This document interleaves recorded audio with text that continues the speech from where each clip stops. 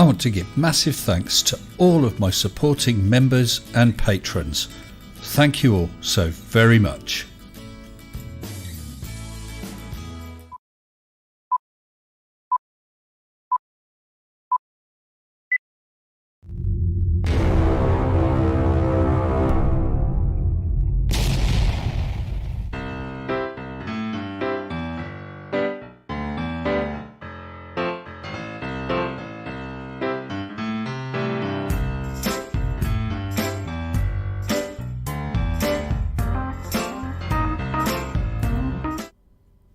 Hello everyone, hope you're all doing well. As you can probably read up above, I am out of isolation, thank goodness. I spent the last week living in this room. I like this room, but not being able to get out of this room is not so nice. Mrs S, as soon as I step out, said, "Oh, you're supposed to be in isolation." I didn't stand a chance, not a chance. I mean, she even gave me a litter tray. Honestly, a litter tray. I must admit though, I have discovered the joys of playing in a litter tray. I now understand Arnold so much better than I ever did. As you can see below, special message, hope he pops in tonight, for the Snark. Miss S says, "Thanks for the kebab, Snark." I'll wait until he's there and I'll explain that a bit more. He'll probably remember. So I saw Mitch was in here, Martin HQ Branch is in here, Errant Massa, let's scroll back, this is at random, Green Dragon Reprise, new name. Baddies a Poe, Mark, Pixel Domination, lots of regulars, Global Mom, Chris Durham Music Channel.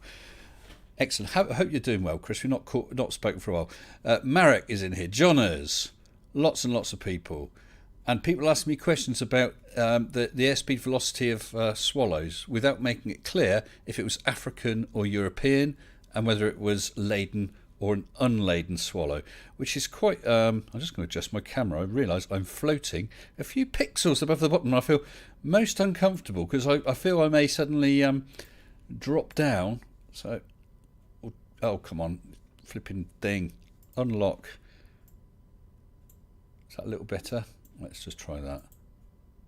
Oh, that feels safer. I can't fall now. I am toying with the idea of messing around with that. Is it Stream? No, this is Streamlabs. SteamYard. I don't know. A few people seem to have gone to that. I don't know what the attraction is, what the cost is, whether it's easier or who knows. Who knows? Faux Hammer, One of Secrecy, Peter Collins, Theo Fungi, Pearlfish, Light Diode Designs, Leicester. We got someone from Leicestershire here. Anyway, good evening to you all. I hope you're all doing okay. I was just saying, Simon Dan has just done a video. If you haven't caught it, I'll shill him out. He could do the subscribers. He's just done a video, and it's as part of that, it's talking about Eric Dubay or Dubai. Haven't all those celebs, Z-list celebs, gone off to Dubai for a holiday? Or was that a different Dubai? This is all very confusing. Anyway, I got myself so confused I can't remember what I'm talking about. Oh yes, Simon Dan's done this video. Eric Dubay's doing commentary or voiceover for another Flat Earth film. Remember Beyond the Curve? This one's called Level, I think. And one thing that was nice, I must teach Dan how to do a shout out though.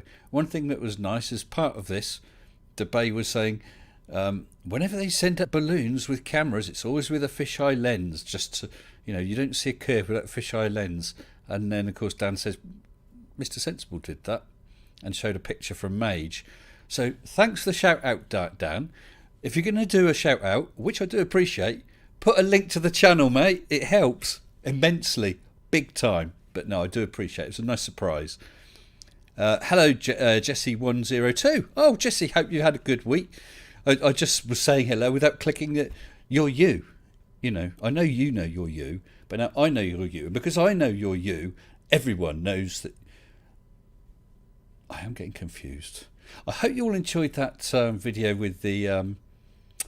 what's his name? Jones Senodge, with his diesel-electric locomotives, which apparently run on compressed air. That was weird. Although there was one guy got into the comments on the vid and just seemed to want to argue the toss over whether this locomotive counts as electric or diesel.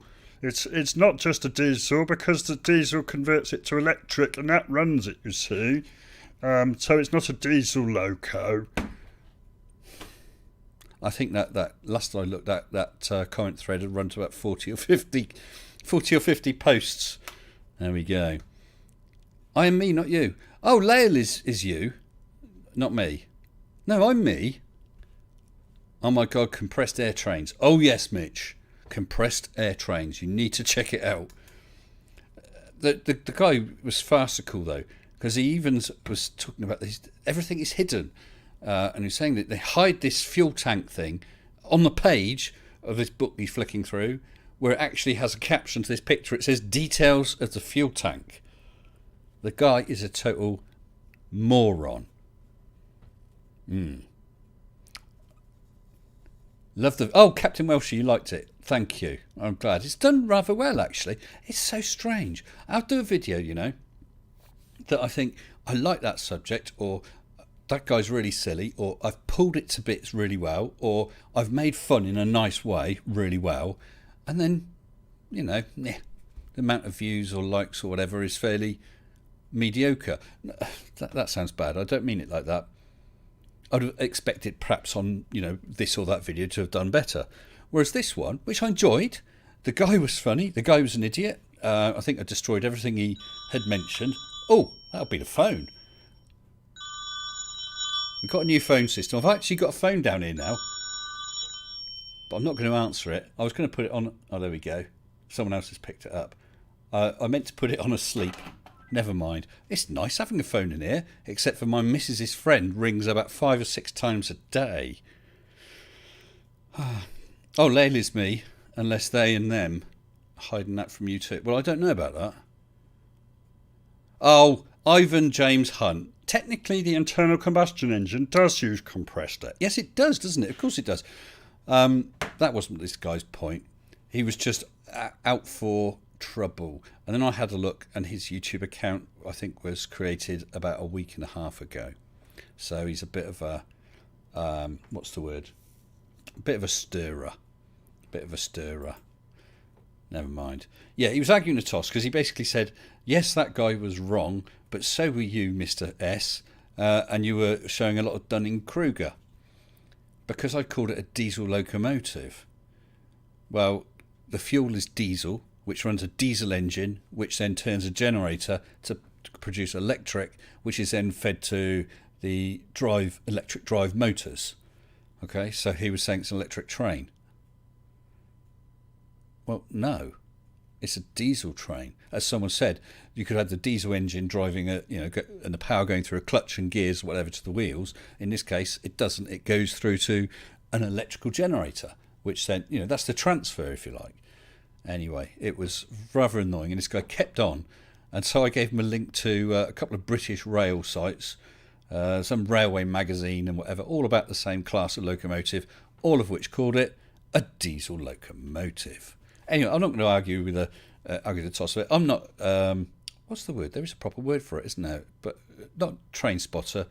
But I'm not a train fanboy, and I don't mean that in any disparaging manner. I just, I like trains. Yeah, oh, well, that train looks nice, but that's it as far as I'm concerned. And I know that there'll be real rivet counters who will pick up. Oh, no, that's not right. There's too many rivets on that one. That came in 1972. The ones with 13 rivets, that sort of thing. That's fine. And there's people who are going to know that. I didn't need to know that. And I'm sure that the majority of people wouldn't have been interested in all that. All we wanted to know is, does this train run on compressed air or not? No. And if it did, where's it getting all this compressed air from?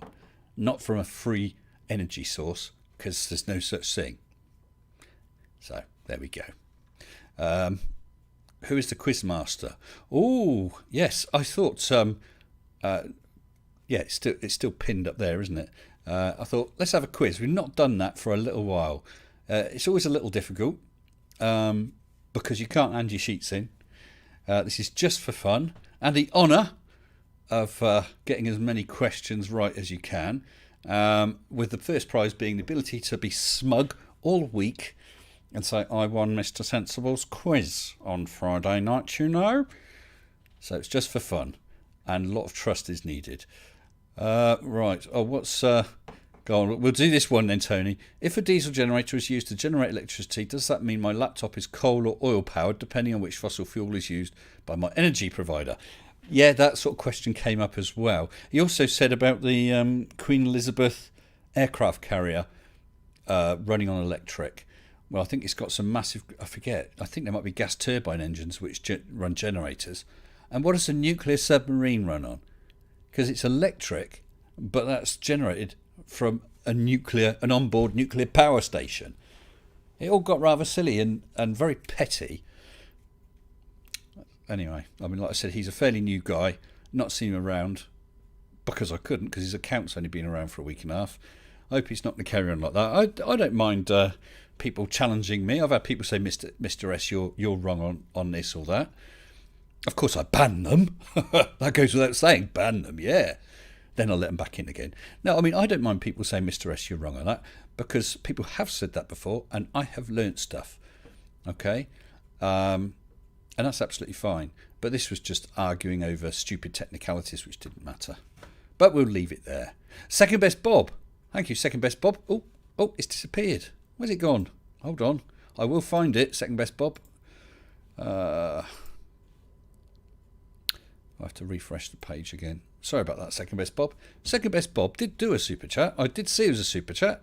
There we go. Super chat for 5 of his finest sterling pounds, saying, check out Level Earth Observer's last video. Anti-vax Bolocks got from a new online news source by Robert F. Kennedy Jr. Ooh, is that a new video out today? Yeah, Leo's not done much that I found of interest lately. I did actually have a look at his channel earlier on today.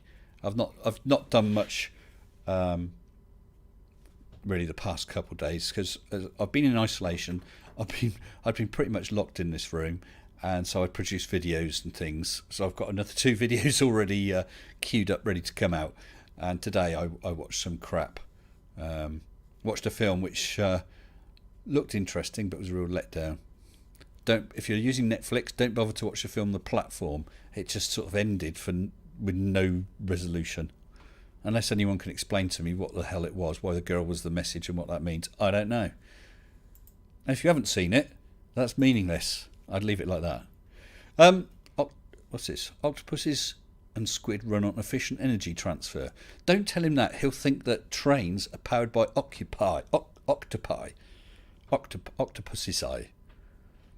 Flirts don't understand that words have more than one meaning. Poes do know, but cherry pick which definition they're using depending on context. Oh yeah.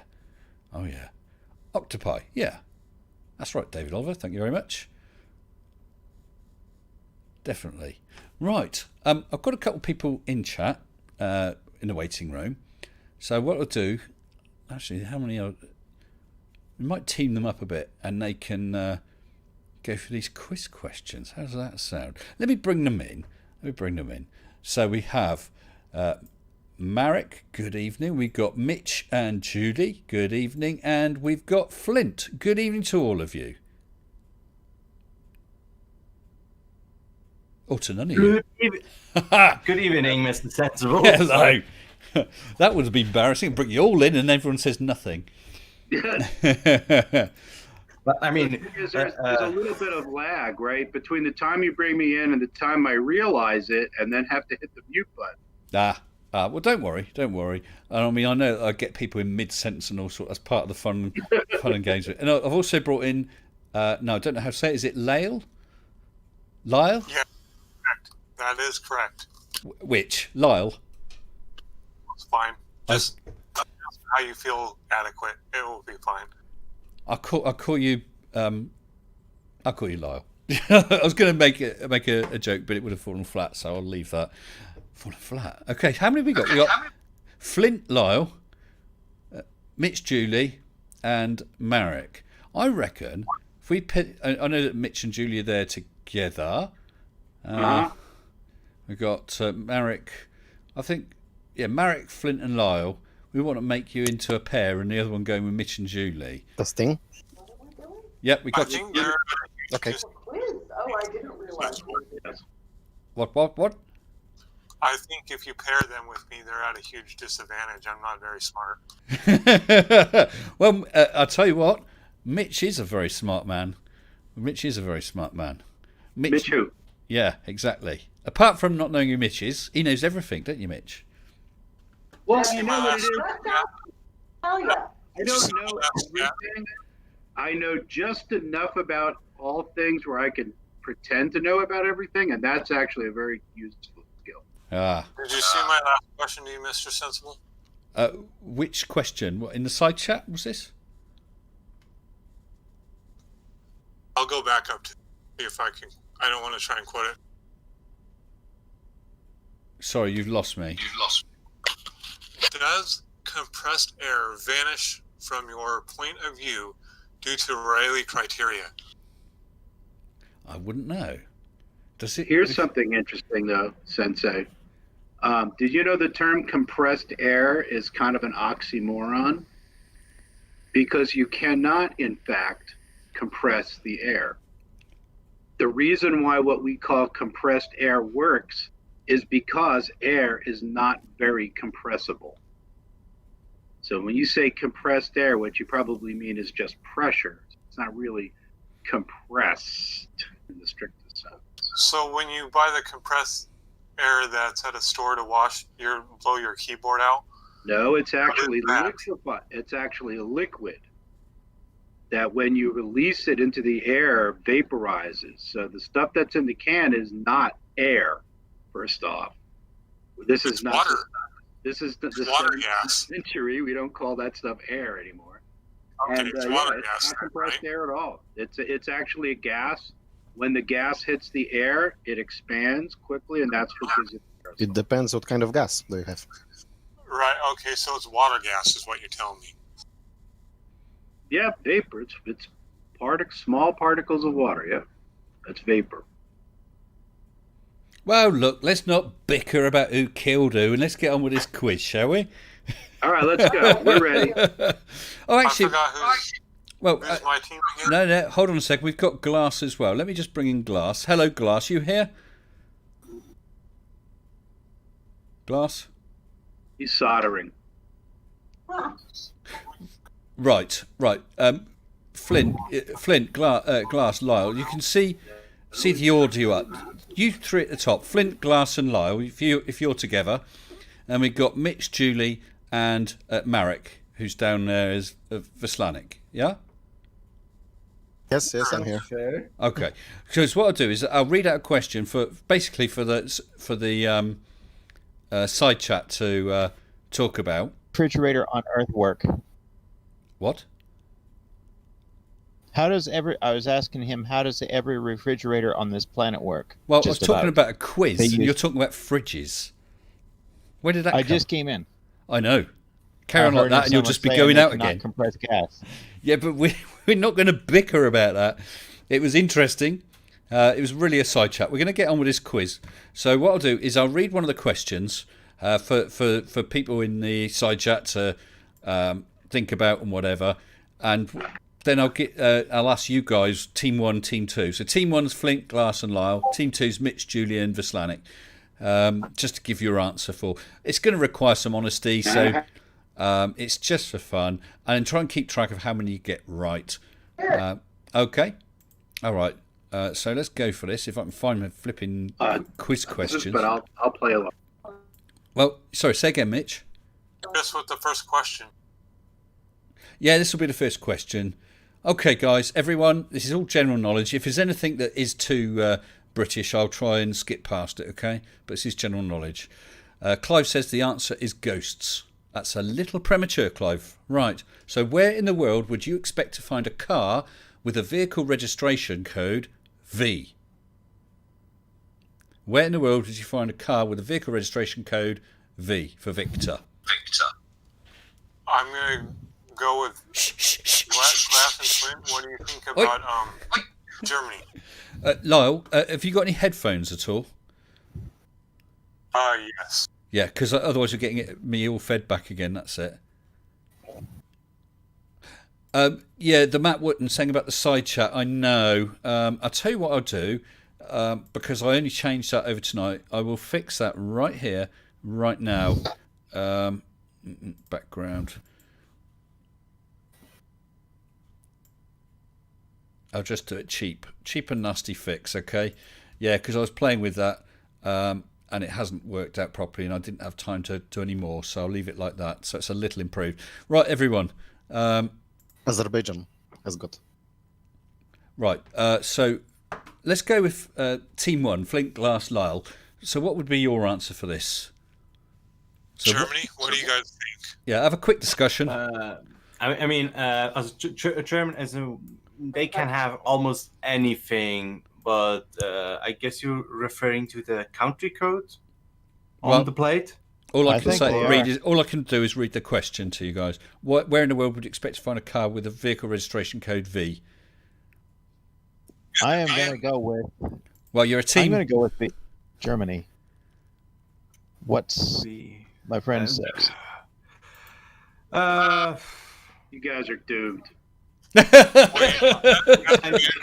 because it's definitely not German. I was mistaken. I don't think it's Germany because there are V's in Germany or W's. So Yeah, but I'm gonna have to encourage you to hurry up a bit, guys. I mean, I would just say the Vatican, just for, yeah. I tell you what, we're gonna have Yes. to do. For each team, you're gonna have one person who's gonna have to make a decision, because otherwise, no one's gonna say, "Yeah, we're gonna go with this." Yeah. So, right, who wants to be your team's spokesperson? Because we've got lots of answers. We've got Vlatadia, Vengland, Virgin Islands, Vatican, Canada. I know one. So Flint, Glass, or Lyle, who's going to be your team leader? I vote Flint. Flint. Okay, Flint, your team leader. So it's your final decision. So, what do we have? Germany it isn't, because I know they don't have that much. We have to push you on this. So I We'll would have say- question 2 next week. Vatican, I would say. Okay, you're going for Vatican. Okay, and Mitch, Julie, and Marek, who are you having as your spokesperson? You mean the code V or just we're letter going V in with the Holland. registration? Netherlands. Can I ask you something? I'm the spokesperson. We're going with the Netherlands. All right, Mitch has chosen the Netherlands, but what were you going to ask, Marek? Vatican. Do you mean letter V on the registration board or just the code V? Yeah, V is Vatican. It says vehicle registration code V. Vatican City. Well, you're going to have to quickly talk with Mitch and come to a decision. Oh man, this is hard. Mitch. I checked on I can't Wikipedia. imagine there's no other country that starts with V in Europe, so that's why I think Vatican. Are you saying we're wrong? No, I'm not. Okay, are you going with Vatican? Right, you're going with... And I've forgotten what Flint went for. Flint, what did you go for? Vatican. You said Vatican. Yeah, everyone, Yeah. it is Vatican. This is not working. This is not working very well, is it? Right. Hey, Mr. Sensible, when you say vehicle registration code, do you mean the VIN number? No, a VIN number, something else. License plate. License plate, yes. Oh, okay. Yeah, your registration, your index plate. Anyway, in which children's book did a spider called Charlotte and a pig called Wilbur appear? Oh, Charlotte's Web. Charlotte's Web. okay. Guys, you right, we'll Sorry. ignore that. You've not given the side chat a chance to answer that. Side chat, forget that. Forget that question. That one's scrubbed.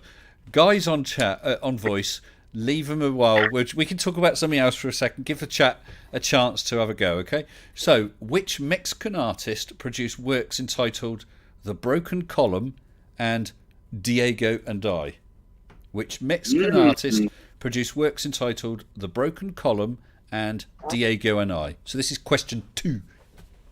I mean, I already can say I have no idea about that stuff, but I think we got it, Mr. S. Oh, maybe we got it in here. Oh, we got it all right. But I Okay. like the answer. Charlotte's sublet apartment. Yes. Read that. Charlotte's Internet. I think Frida. that was the sequel to Charlotte's Web. Charlotte's Condo. Oh, a couple of people have said Salvador Dali, Pablo Yeah. Picasso, Trotsky, Salvador Dali. Interesting guess. Yeah. Hose Okay. Gardenia.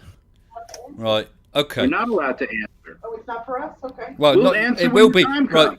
Okay. Now, Mitch, Julian, Marek. Have a quick chat and see who you're going for. I will type into the chat. Oh, we know the answer, dude. We're not here to. We're not Yeah, but here you're a to- team. You're a team with Marek there. Oh, we have an educated guess. What's your educated guess? Frida Kahlo. Frida Kahlo. Is that your team's answer? Yes. Okay. Why not? All right. Flint, Glass, Lyle. Team 1. I have no idea. Okay. No idea from You Lyle. speak my mind. Glass, you give the call. I have not studied that, so I really am not sure. Okay. All right. Could So only guess. team. Oh, go on. Take a quick guess then, Glass. I couldn't guess. Oh, you couldn't guess. Couldn't guess. I have to say Okay. a All right. flying So spaghetti monster. that's I fine. really don't know. That's fine. So team 1, no answer. Mitch and Julie and Marek, you said what was it? Frida Frida. Frida Kahlo. Frida Kahlo, which I also Probably not saw right. in the side chat. And Frida Kahlo is the correct answer. Yeah. Yeah, so 2 for team 2. I know that. And sorry, guys, you have to keep your own scores because I haven't been doing it. Enough Oh, we said. got Johann Gamble Putty. That's a good one. Well, Mr. Andrak, we might need the countdown timer, but it's a little late. Good evening, Mo. Right, let's get on with the next one. How many sides has a heptadecagon? How many sides has a heptadecagon got? Okay.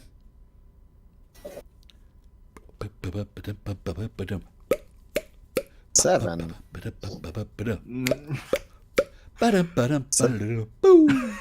Seven. No, we have to wait for people to Heptagon. This is so difficult. Sensei knows we know the answer. We've got 45, 19, 18, 17, 10. And we got a couple tens. I Yeah, think 17, 15. A scratching chin from Dart. Heptagon. I could roll a D100 just to give a random number at least. Well, but Light Dome You mean- Designs asks, and it's a good question, how many, or what do the internal angles add up to? Very good question. Unfortunately, Anthony Riley isn't here tonight, so we can't ask him, which is a shame. I'm sure he'd be an expert. Okay, right, so this time it's Team 1. 14. Flint, Glass, Lyle. How many sides does that? 14. Is that your We'll go with team's that answer? So I don't know my Greek, Latin, whatever that much, and I didn't hear that one before. Deca is 10, but I don't know what hecta is. I think that's 100, isn't it? Hectagon. But I don't know. I'll go with what? Hold on, heptadecagon. 10. Hectadeca. Right, listen, guys, you've got to come up with a decision, and your spokesman comes up with the answer. No, it's not. Deck is the dohectagon is 20, so I think it could be 30. 17. So 17. 17 sounds plausible, actually. So yeah. So So what's your answer, Flint? 17. Okay. Mitch, Julian, Marek. Yeah, it's 17. 17. And it is indeed 17. So a point for both teams on here, and quite a lot of people in the side chat as well. Right. Oh. What was the name of the character played by John Travolta in the film Pulp Fiction? What was the character played by John Travolta in the film Pulp I Fiction? remember that. Yeah. That's one of our favorites. It's a brilliant film, isn't it? Yeah, sure is. Huh. That's actually Yeah. it's the last film that I remember actually going to the movies and paying to see 4 times in the movies, because the cinematography was so awesome Yeah. that it really needed to be seen on the big screen. Fantastic picture.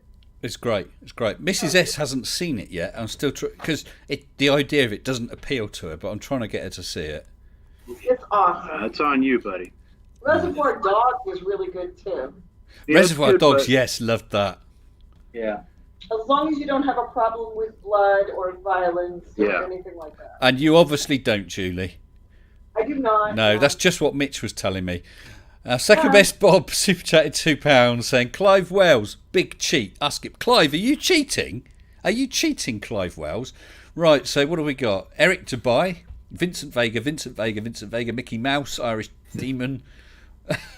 Hello. Typewriter. Clive says typewriter.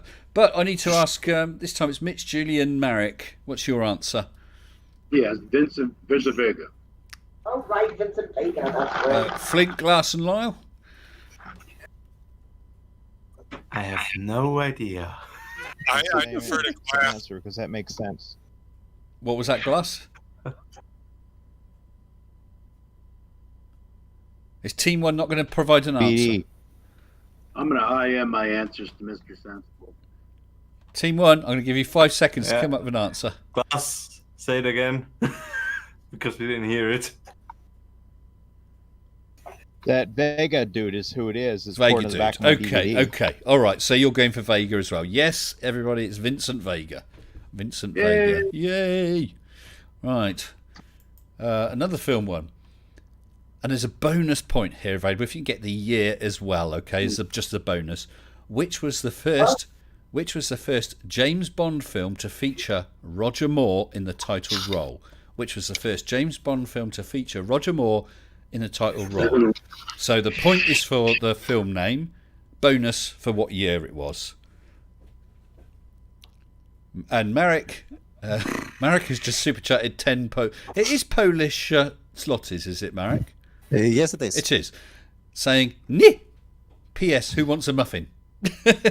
Thank you very much for the super chat. Do give me muffin. Ni. Right. You got it. Meh. So we're looking for the first James Bond film featuring Roger Moore in a title role, and as a bonus, the year. I don't think it was 1066 Royal Kenny. Why not? William the Spy Who Conqueror Loves thinks Me? it is. Quite interesting. We've got From Russia with Love, 76 A Spy Who Loves Me. That's what I just said. We'll go with the guess that he said. Hello. What's your list then? It's Snark. 77, I'm going I to believe. pause this quiz for a minute. Snark, have you seen this down here? Miss S, Little Miss S, or Middle Miss S says, "Thanks, Snark, for the kebab." You gave a super chat of, I think it's €5 last week after I told, a few days ago, after I said about her having the vaccination despite being scared of needles because she works in an elderly people's residential care home. And so, yeah, she wanted a kebab, so went out tonight and got her a doner kebab using that super chat money. So thank you, Snark. She was most appreciative. Okay, thank you very much. Your money has been spent and eaten, my friend. So back to the James Bond film. Back to James Bond. I think that's the Man with the Golden Ginger, 1934. Right. I've forgotten. Was it? So this time I think it's Flint, Glass, and Lyle. It's your turn. Can you tell us what was the film, and as a bonus, what year? Spy Who Loves Me, 77 is the year. Okay. Is that your answer, Flint? If you're the spokesman. Yeah. Okay. Right. Mitch, Julie, and Marek. Marek's been awful quiet, but the answer is Live and Let Die, 1973. I wanted to say the exactly same. It is Live and Let Die. Bonus 1973. Okay, so Damn it. people give yourself points for that if you got it. And this is all just for fun. Of course, the losers will never be allowed back in here again. But apart from that, it's all just for You all right, Julie? H-A. Mr. S, Yeah. how many flirts does it take to change a light bulb? You're supposed to say, I don't know. Yeah. Well, no, I think I might have heard it. I don't know. I actually know the answer. Not, shush up, none. Because there are no light bulbs in the Bible. Let's see. A light That bulb. is- This is just a model. It's you're reifying a light bulb. I was gonna say there's no flirts that can figure it out because they don't understand what a light bulb is. Don't know. That is actually the incorrect answer, Mitch. The correct answer is none because there's no such thing as a flat Earth. No, I said flirts. There's such a thing as flirts. I've seen them. No. Okay, there's- guys. We're never going to get through this quiz questions. All right, let's go. All right. Right. A nice, quick and easy one. Suncrisp, Golden Russet, and Braeburn are all varieties of what fruit? Suncrisp, Golden Russet, and Braeburn. That's interesting. I don't know if that's an international naming or just UK. This one I know. Yay! Oh, Flint thinks he knows. Good. We're going to keep this one quite quick. Light bulbs I know around. Yes. Round, round, round, the earth is round. Mhm. I Well- knew someone was going to say it. We got 4 apples, 5 apples, and a cat. Yeah. Robert Williams super chatted $2 US saying there's no evidence that light bulbs produce light. Maybe they run on compressed air. All right, everyone there is saying apples. Flint, Glass, and Lyle, what are you saying? Apples. Yeah, apples. Okay. Braeburn is my favorite kind of apple. Mitch, Yeah, we'll Julie, take and Braeburn. you're going for apples as well. Yeah. And it is apples. Okay, But good. not Macintosh. They're just junk. Okay. Yeah, Braeburns are interesting because they're actually not symmetrical. Next time you eat one. Non-symmetrical apples. Okay. In which country would you find the coastal resort of Lara Beach? In which country would you find the coastal resort of Lara Beach? I'd never heard of it before. Never heard of it before. That's a problem in itself. I don't go to beaches. I rather go more north and rather not to the sea. So I hope. Oh. Well, there are beaches up there too. Yes. Yeah. Everywhere the land hits the ocean, there's a Yeah, I beach. know where Switzerland is. Not at an ocean.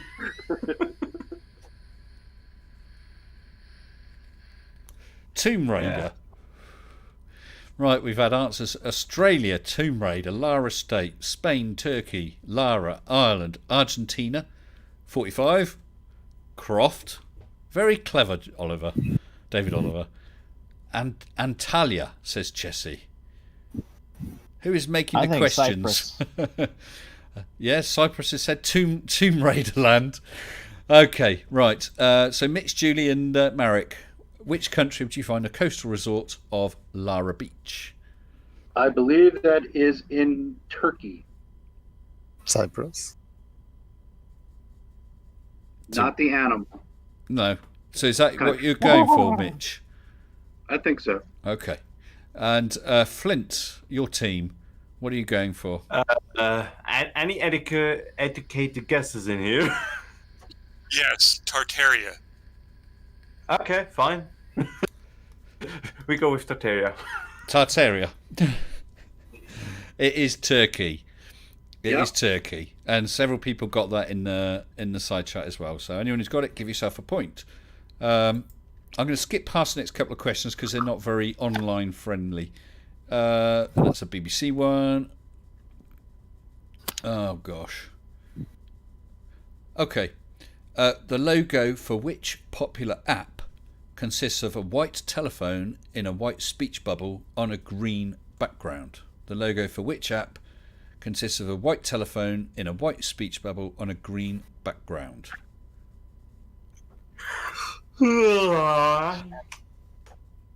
Keeping you up, are we?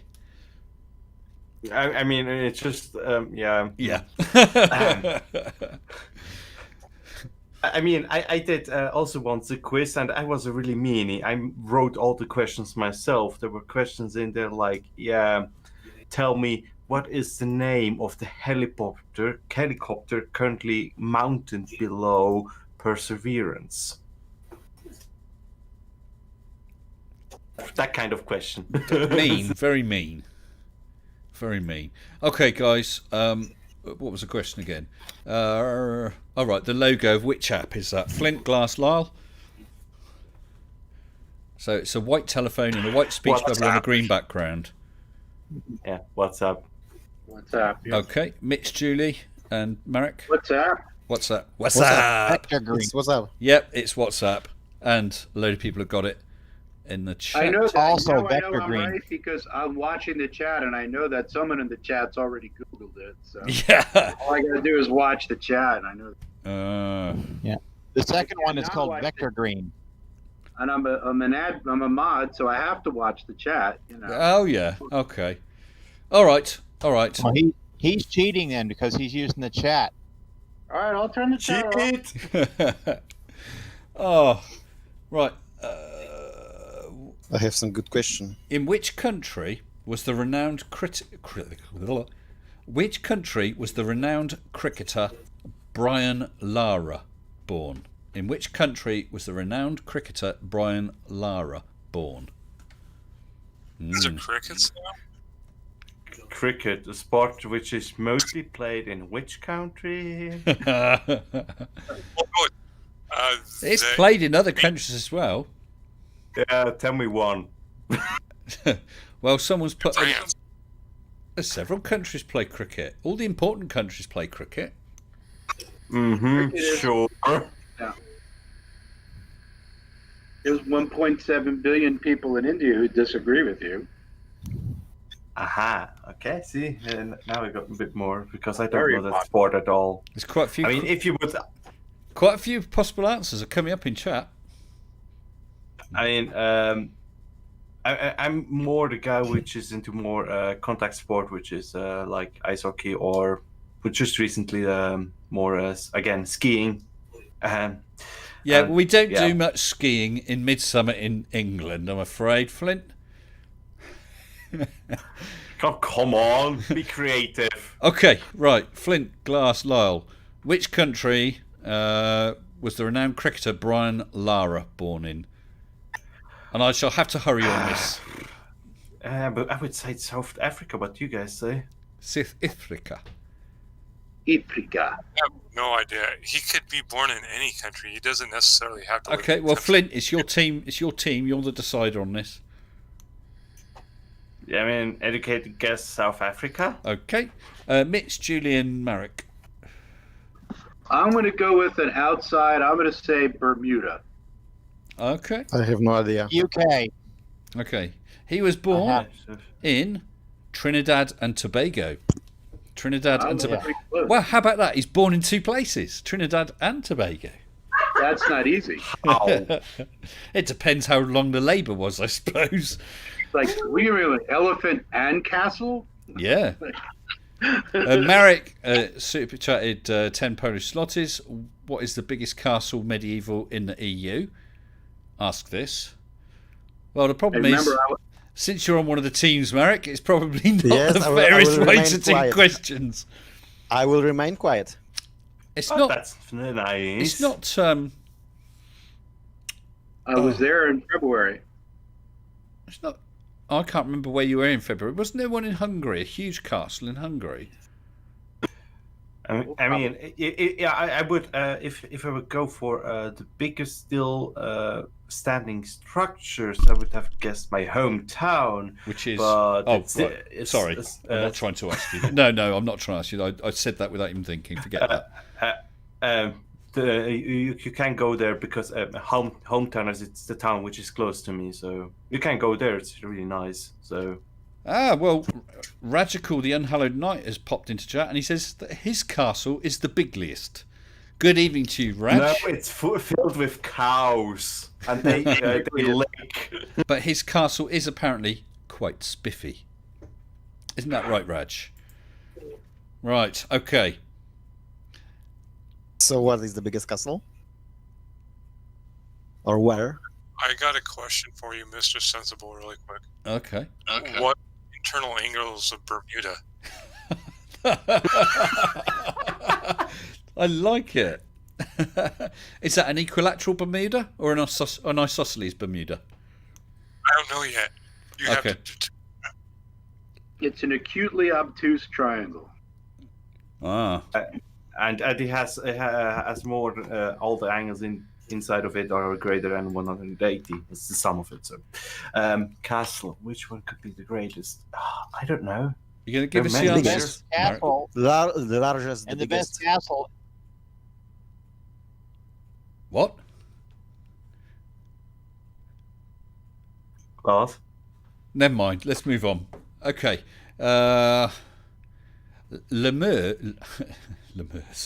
Lemurs are native to which island?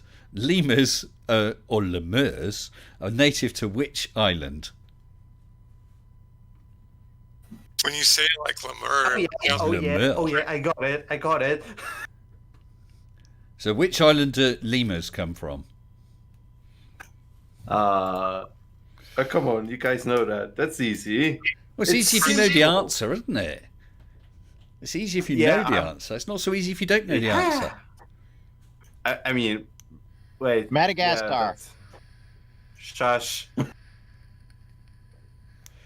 Right, Mitch, Julian, Marek, Yeah, it's Madagascar. Madagascar. and Flint, your team, Tito, Madagascar. and lots of people in the super chat. Lots of people in the side chat said Madagascar, and Madagascar is indeed the correct answer. All right. I know that you're all pop fans, so hand on your heart. Uh-oh. Hand on your heart, Wouldn't Change a Thing, and Tears on My Pillow were all tracks on which 1990 studio album by Kylie Minogue? Kylie Minogue. Oh. I don't even know who that is. What? I would Get, really get like the hell out of here. You don't know who Kylie Minogue is? I would like No, to I see. have no idea. I didn't listen to pop. I listened to punk rock. Oh man, I want to see what she feels like. Metal? Only metal. Hell yeah. Kylie. Hail Santa. So, chat. Enjoy Yourself We're by looking Kyle for. McGraw. Sorry. Oh, sorry. Say again, Glass. Enjoy Yourself. Is Google your friend, Glass? No, my record collection is all 2,500 of them. Yes. Okay. So what is an album? Says Royal Kenny. Oh God. These are people who it don't is- even know what these are. We can have people who don't even know what a CD is. What's it? What's it? Oh, How can I God. play my MP3s on that? I mean, to be fair, the 1990, that's before I was born, so. Yep. Is it? Isn't it past your bedtime then, Flint? Can we It change came the out in subject? 1989. You're a year late. It came out 89. Well, right. Let's go back. I mean, the question says it's a 1990 studio album by Kylie Minogue, but it is indeed "Enjoy Yourself." And a few. I mean, the year wasn't part of the question, so you can argue the toss over 89 or 90. The answer is "Enjoy Yourself." Okay. Who wrote the books on which the series Game of Thrones is based? Who wrote the books that Game of Thrones is based on? Okay, I know that. So actually, something I want to do next time is actually watch Lord of the Rings, as in all through extended cut in Well, one day. Since I've been in isolation, I actually watched all The Hobbit in one fell swoop. It's quite a long Yeah, drag. I- It's a good way to watch it. You know what I think would be a real interesting experiment one day if this pandemic continues and we're really bored, is to watch the entire Lord of the Rings trilogy backwards, so we can see like how the ring was formed and never. Right, we got a lot of people answering the this. ring coming out of the lava. That'd be great. Flint, Glass, and Lyle. What was the answer to the question? What was the? Who was the author of the books that? I'm losing the will to live now. I can't even see the question. Game of Thrones. Game of Thrones. That's it. Julie, That's, you can stop cackling. George R. R. Martin. Exactly.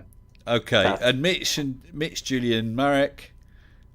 George R.R. Martin. George R.R. Martin. Yep, it is, and loads of people have got that in. And it's not George R.R. Tolkien. Please get your thing right. You're Oh, thinking of Lord of the Rings with Tolkien. We had some good guesses here. Terry Wogan. Terry Wogan. That's a good guess. Sure. Sapkowski. Right, how many football matches were played in total in the 2018 FIFA World Cup in Russia? How many football matches were played in total in the 2018 FIFA World Cup in Russia? No Let's actually just make a quick guess. I just right now. No clue. Okay. I'd have to Google This who sounds that like one. a trick question to me. I don't know. Does it? Why do you think that would be a trick question, Mitch? Because it's always a good supposition that every question is a trick question, Mr. Sensible. That's Is why. it? Well, we got 5, 42, 69, 9,900. Too effing many, says Saber Eagle. 666. Yes, I might plump, Under I might 900 over 2. plump for 33. Yeah, Under 900 over 2. one more than we know of. Okay, right. So, is it Flint? Your team's guess first. So, how many football matches in total? 2018 FIFA World Cup in Russia. 15? No, 50. I want to say. No, it should. Sorry, Flint. What's your answer? 50. Did you say 50? I would have said so much. I didn't quite get to figure it out on paper. No, but what's your answer? It doesn't matter if you're wrong. 50, I would say. Okay, fair enough. And Mitch's team? 64. 64. Arrived at because it's a single elimination tournament with 16 teams. 8 times 8. I told you he was a smart ass. Yes, the answer is 64. My ass. Huh? Really? Yeah. I It mean, should be divided by 4, I think. It was 64. I mean, Or something like it's not a single elimination tournament because the first rounds are actually you have a group of 4 and each competes against each other, and those go into the 8th finals. Yes, so on and so forth. I mean, so should it's it be divided by 4? 50 Okay. isn't divided by 4. okay, my fault. Well, 16 I'm not teams, interested in football. You guys can argue the toss. I actually don't give a monkeys. It said 64, so that's the answer as far as I'm concerned. But there you go. I'm impressed though at trying to work it out, and whatever it was you said, Mitch, a single elimination, whatever, flip. Yeah. Uh-huh. Even if you come up with the wrong answer, the fact that you had come up with some sort of method of establishing it, you know. Okay, right. That's a UK question. I'm going to mute myself for a while. I'm going to be eating. Okay, you're going to recuse yourself from the next round or two. Oh, this is an interesting one. Only one British Prime Minister has been assassinated. Who was it? Only one British Prime Minister has been assassinated. Who was it? Do you know what's really interesting? I've never bloody heard of them. I guess they didn't do much after they were dead, but there you go. And Royal Kenny had said football or soccer. That would be an argument, wouldn't it?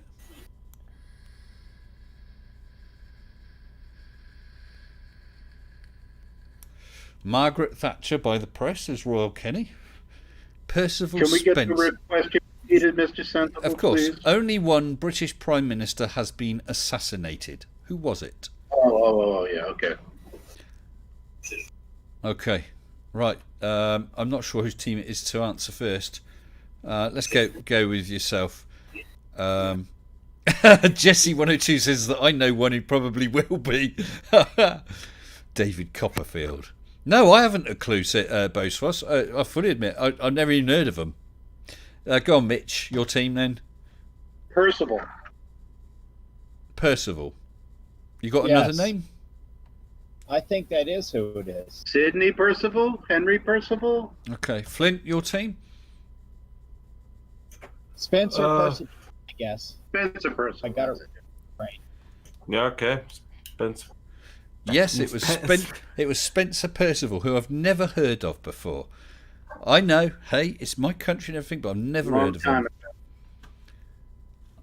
There we I go. mean, it would be like it's the same question to ask you guys. Who was the only general as of the Swiss nation as it is now? Who was it? David Hasselhoff.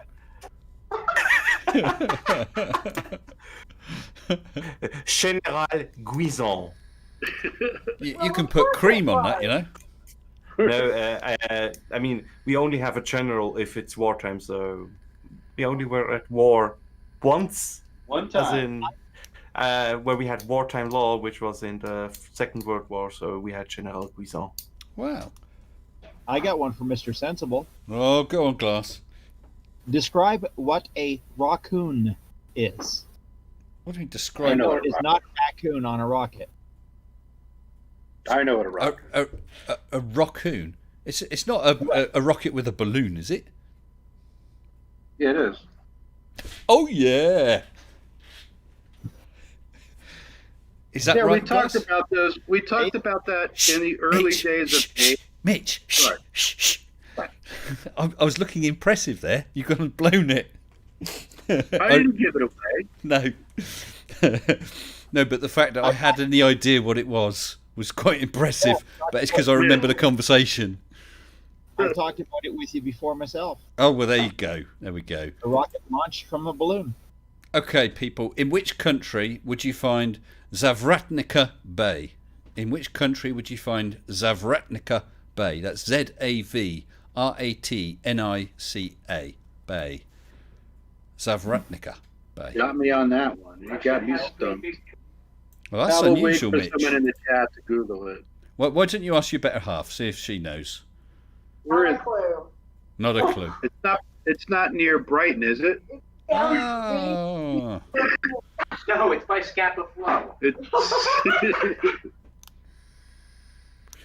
Christopher Bell says the Swiss Air Force only work Monday to Friday, 8 a.m. till 6 p.m., which is fine as long as war doesn't break out over the weekend, doesn't it?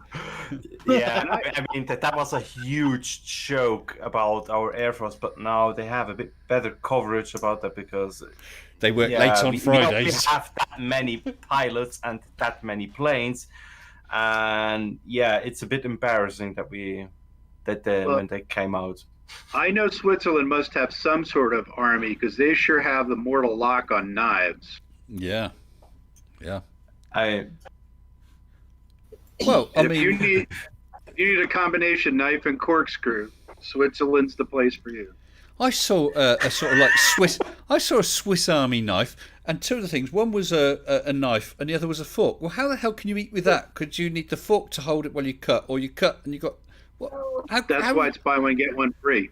Yeah, you need more than one. Okay, so in the army you actually get a set of a fork and the spoon, and with your knife together, then you have the whole set. So that's how it works. Okay. Yeah. Oh, Jezza the Mars Reviewer says he has a film question. Wow, go on, Jezza. Put in your film question. We'll ask everyone that. We'll give Jezza a second to actually get that question in there. Oh, did we? Oh, we still had the Zavratnica Bay, didn't we? Sorry, Turkmenistan, Phoenicia, Russia, Australia. Flint and your team. Have you any idea where Zavratnica Bay is? We've got Poland, I think Outer I said- Mongolia. Sounds Russian. Sounds a How bit is it gonna Croatian. be- no, I think it's Хорватия. no, it's the wrong. It's too Slavic. Yeah. So Flint, your team's question it is Bosnia? Bosnia. Okay. Mitch, Julian, Marek. I think I'm it's gonna say Хорватия. Montenegro. No, I don't know. I've never been there. I think it's Montenegro. Хорватия. Is But it I'm not sure. landlocked? It's on the- Mitch, it's on Mitch, the your internet. teammate is making a suggestion as well. Okay. I don't know. I think it's maybe This is a Хорватия. suggestion I'm getting from him is Хорватия. free to This is very difficult. isn't Caleb. it? I don't think it's from this question. Guys, the answer is Croatia. So actually, Mitch, you said it sounded quite Slavic. It is that sort of area, isn't it? Hmm. So has he put this Sounds like. Jezza? Has he put his question in there? Can't see it. Right, Jezza. The AFI released a list of 100 heroes and villains. Only one character was classed as both. Who was it? Was that the American Film Institute or something? But 100 heroes and villains. Only one character was classed as both a hero and a villain. Who was it? Ooh. Okay. Oh, not recent. Can't answer. I'll let them give them some time. Yeah. Zach is here, Mr. Sensible. Say hi to Zach. Zach is my eldest. Oh, hi, Zach. Hello. Hello, Mr. Sensible. How are you? Yeah, not so bad, thank you. Not so bad. It's good to hear. I understand your mother has a black belt in cooking. That's my understanding as well. She always kicks my ass. So. I am the chef de cuisine here. No. Hey, guess what I'm doing? Zach, Guess what I'm Zach doing runs tomorrow the night, grill. Mitch? Ribeye That- steaks. I got ribeye steaks in the fridge, salted, ready Do you to go. have a smoker? yeah. No. I'll be frying them. Bit of oil, a bit more salt. About 2 to 3 minutes each side. 1 minute, 1 minute, 1 minute. And then what I do is put in some shallots as well, and render it down. Once the steaks are done and out resting, put some red wine. Reduce that a little, and then give a bit of a scrape so you get the crackling bits from the pan as well as a sauce. Fambouine. Oh, yeah. Yeah. Brown stuff. Yeah, I can never remember the name of it. But yeah. Fambouine. Mr. Sensible. Well, actually, Glass, just before you do, I think we need the answer to the question, Jezza. Oh, that's right. We're doing a quiz. Yeah. Jezza said, Jezza, have you given the answer to this yet? Crackle Cat, I don't think it's Dixon of Dock Green. We want the answer. Who's this hero? Anakin Skywalker. Oh, it could be, couldn't it? That's good. Sir. Yeah, and Terminator. Yes. And Jaws from Moonraker, of course, yeah. James Bond. Oh, yeah. Is he going to give the answer? If he's cleared off and leaving us hanging... Zed, like, Someone said, Pelfish said Hitler. Well, I saw him in a few bad films. I must have caught the one when he was the hero. Come on then, Jezza, we're waiting for this. It's exciting, isn't it? So exciting. the name of the I have no idea about that. Jezza the Master Reviewer super chatted £4.99 saying it is The Terminator. And he definitely was. So someone got that, didn't they? Awesome. Thanks for the question and the super chat, Jezza. But like others are given other possibles who perhaps should have been on there. Like Anakin Skywalker. Definitely. I was thinking Robin Hood, but what do I know? Bob the Builder. Bob Bob the Builder. Sensible. Name Anakin Skywalker's mother and father. Hold on. It was Uncle Owen and Aunt Beru, who he lived with. Anakin, see, but and it would be. Oh gosh, it's the older Alderan. Oh, hold on. Anakin Sky. Do the question again, mate. Name Anakin Skywalker's mother and father. It was Herb and Louise, right? Oh, yeah, I don't know her name. I can picture her, and I don't know anything about the father. For the I'll father. give you the father. Go on, then. Kiss no father. The Metachlorians were the father. Yeah. And the mother, I can't remember her name. She was a slave, wasn't she? Yes. Can't think of her name. Oh, Shmi. Was it Shmi? Yeah. Someone's just saying, that's not me, but someone said Shmi, yes. Okay. From which film did this line come from? For the father, nothing. There's a test. Anyone get that? For the father, nothing. And as a bonus, who said it? For the father, nothing. Since we're making up questions as we go along. Well, I suppose, I don't know. 42. I win. I win. Yeah. Can you argue with 42? I can. Thank I'm still I waiting. remembered it. Come on, remember. side chat. Can anyone for the father? Nothing. And I can say that people, Flint, your team, or Mitch, your team. Any answer for that? Dune. Could you repeat the question, please? For the father, nothing. I think he's right. Dune. Dune. Yeah, okay, then we go with Dune as Okay. well. It was Dune or June. Who said it? And I did see that someone in the side chat got it very quickly. Someone did get it quite correct. Who said it? Reverend Mother Mohiam. I know Sting was in that movie. Full name, Mitch. Come on, full name. Oh, what was her name? She had a cool name. Reverend Mother Mohiam. It was Reverend Mother Helen Gaius Mahim. Yeah, I would never have remembered that. Yeah.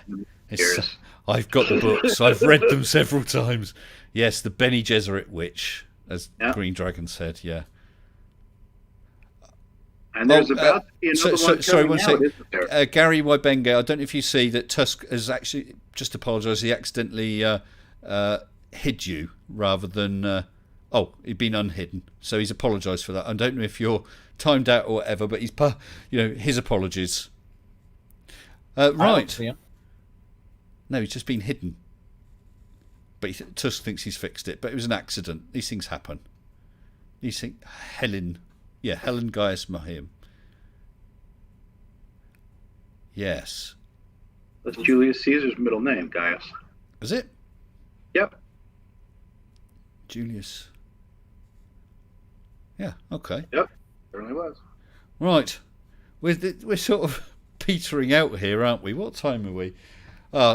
Shall we just chat and waffle, or rather than how are people doing in the quiz? Oh, we got 15 of let's have 18. Is that everyone you, put their Captain scores Welsh? up. Sorry. Why don't you let's have everybody put their scores up? Yeah, I think that's what Captain Welsh is saying. It's 15 out of 18, 4 for Global Mom. But listen, I'm certainly not mocking anyone because I'd have done particularly badly at this set of questions. David Oliver, thank you very much. You take care.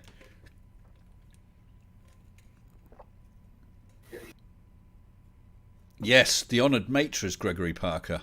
Definitely. 20 out of 18. Tusk, he's already got the next two questions right before I've even asked them. Well done, my friend.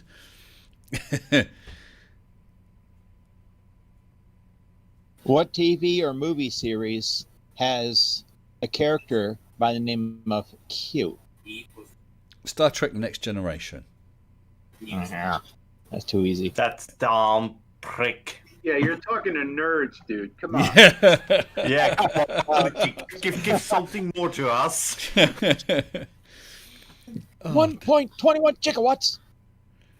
Here's a good. Back here's to a the good- Future. Here's a good trivia question. Go, Mitch. In Data from the Next Generation, what kind of computer was he?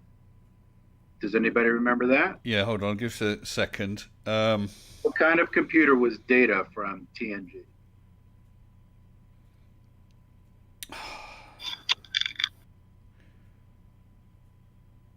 Oh, man. I know it. I just can't think of the word.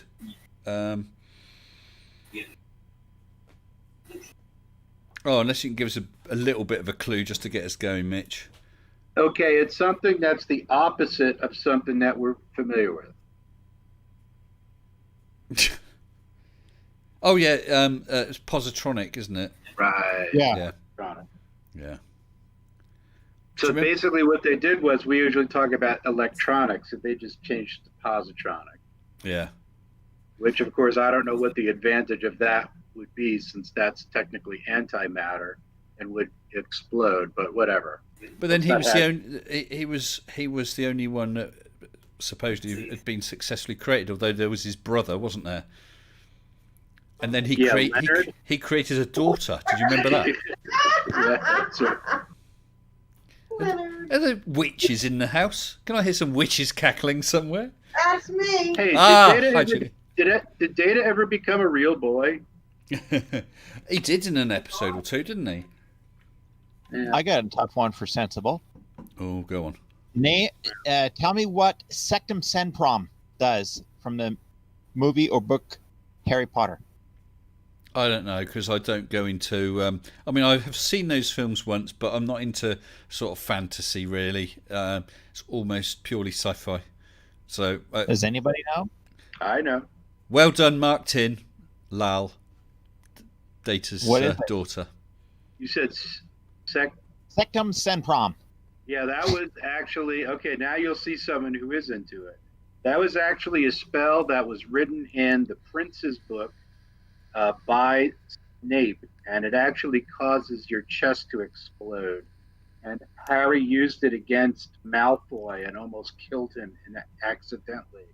It was written in the marginal pages of what turned out to be Professor Snape's textbook.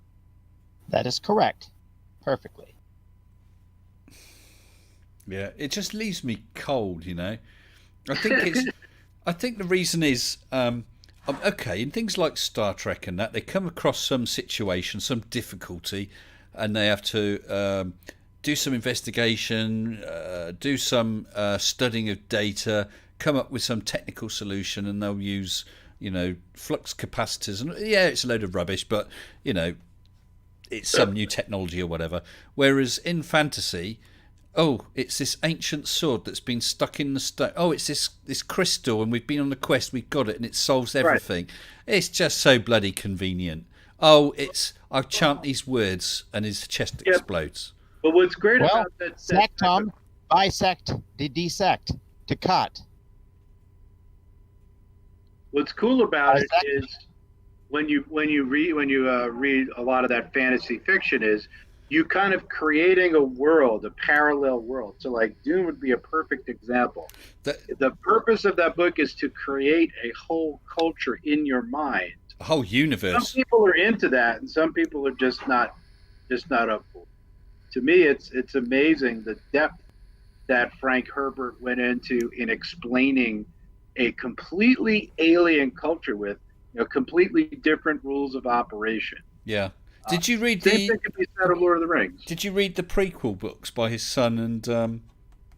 Yeah, I did. Yeah. They were okay. Yeah, they were very enjoyable, okay. and obviously they were residing in the same universe, but the style was very different.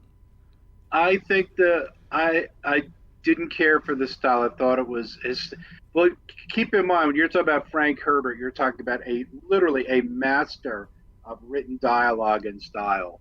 So yeah, it's a tough act to follow. I didn't think it was quite as good, but it was interesting. It was really big fans enjoy it. Yeah, I mean, if those books had come along on their own, you'd have just enjoyed them anyway, I think, wouldn't you? But isn't that true about everything? You know, it's never as good. It's like, to me, everybody says, "Oh, what's your favorite Harry Potter book?" You know, honestly, my favorite one is the first one, because that was when I went from knowing nothing about Harry Potter to know everything about Harry Potter.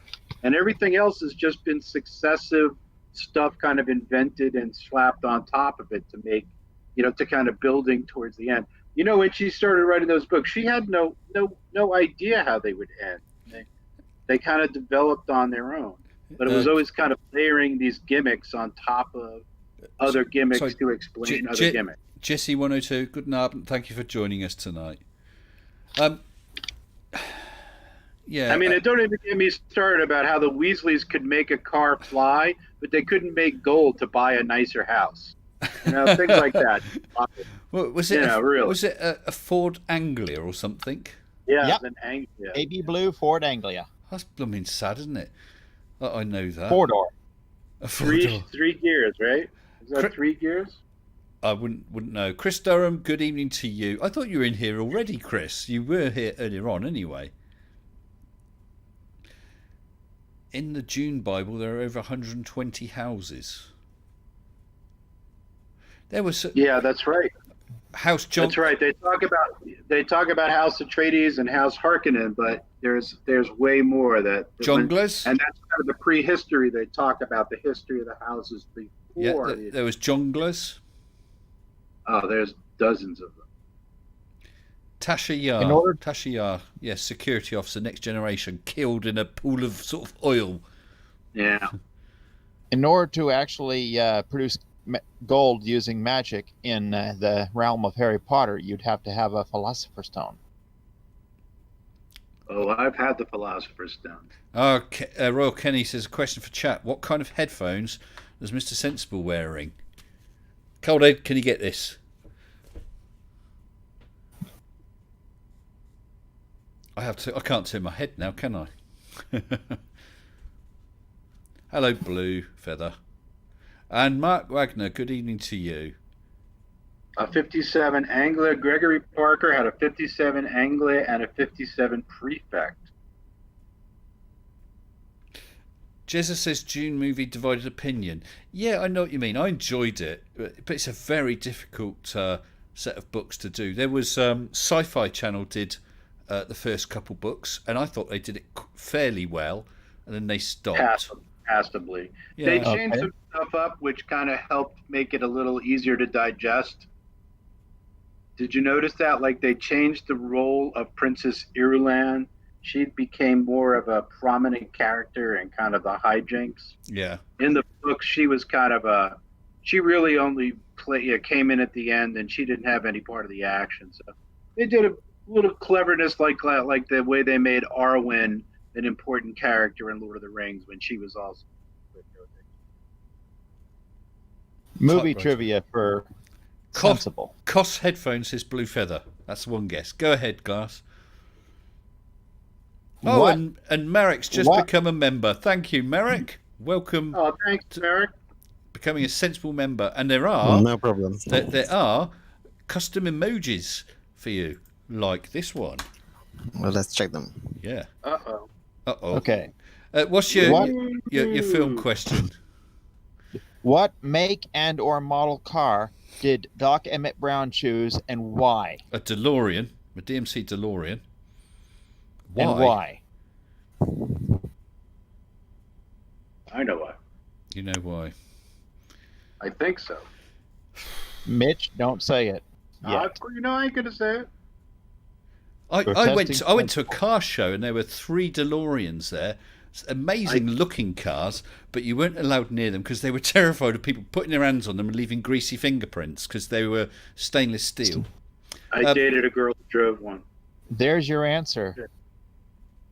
It Yeah. allowed the energy to pass through the car more efficiently Because it was stainless Stainless steel. to travel through time. Okay, Glass. Here's a question for you then. With Then And why not do? If you're going to build a time machine into a car, you might as well do it with some style. Yeah, it did look good though, didn't it? But of course, most of the surviving DeLoreans were converted into back machines? to the Future cars. Yes, so there's very few originals left. I heard they have very poor engine. Yeah, it was only a 1600, wasn't it? Yeah, less than 2,000. But yeah, I bet- they were lookers. I bet Mitch can actually name exactly what kind of engine they used in that car for the movie prop, I don't remember for the movie prop. No. because it was not the original engine they put in it when they were driving that car in the movie. Okay, here's one for you then. If you're talking vehicles in movies, was it Judge Dredd with Sylvester Stallone? Wasn't it? You'd pick a movie I haven't seen. Damn it. Damn the it, original Joe. was Volvo. I seen him. The original was a Volvo engine. Just so you know. Yep. Do we have another question? Sorry. No, it's all right. Go ahead. All right, here's my trivia question. You ready? All right, okay. What was the name of the preacher in Moby Dick? I don't know. Never seen it. Maybe these other guys know. What was the name of the preacher in Moby Dick? Special bonus point if you know who played him in the movie. I guess Moby Dick's kind of an American thing. I don't know. Well, I don't know. Not me anyway. It's think of it. It's actually quite an interesting movie. I don't know. Oh, excuse me. I don't know if anyone else in chat knows the answer to this, but not me, that's for sure. Yeah. What was the question? What was the name of the preacher in Moby Dick? Famous character. You know, I guess in American literature. Well, it was a book, Clive, yeah. Is not Ishmael. Gregory Parker says the Dread with Stallone was crap. Maybe, but do you remember his vehicle, that black and yellow thing? I was going to say, what was the what do you call it? The mule vehicle that it was actually built on. I've been in it. I've been in the Stallone vehicle from the movie. Very unusual looking vehicle. I'll see if I can get a link to it. Oh, Captain Welsh, got it. What's that? Oh, the answer to your question. He got the first part. Father Mapple was the name.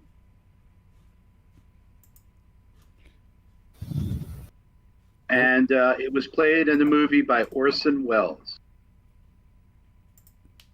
Okay, here's a link to the Judge Dredd vehicle. If you've not seen it, have a quick look at this, guys. It's quite a stunning vehicle. I've been inside it.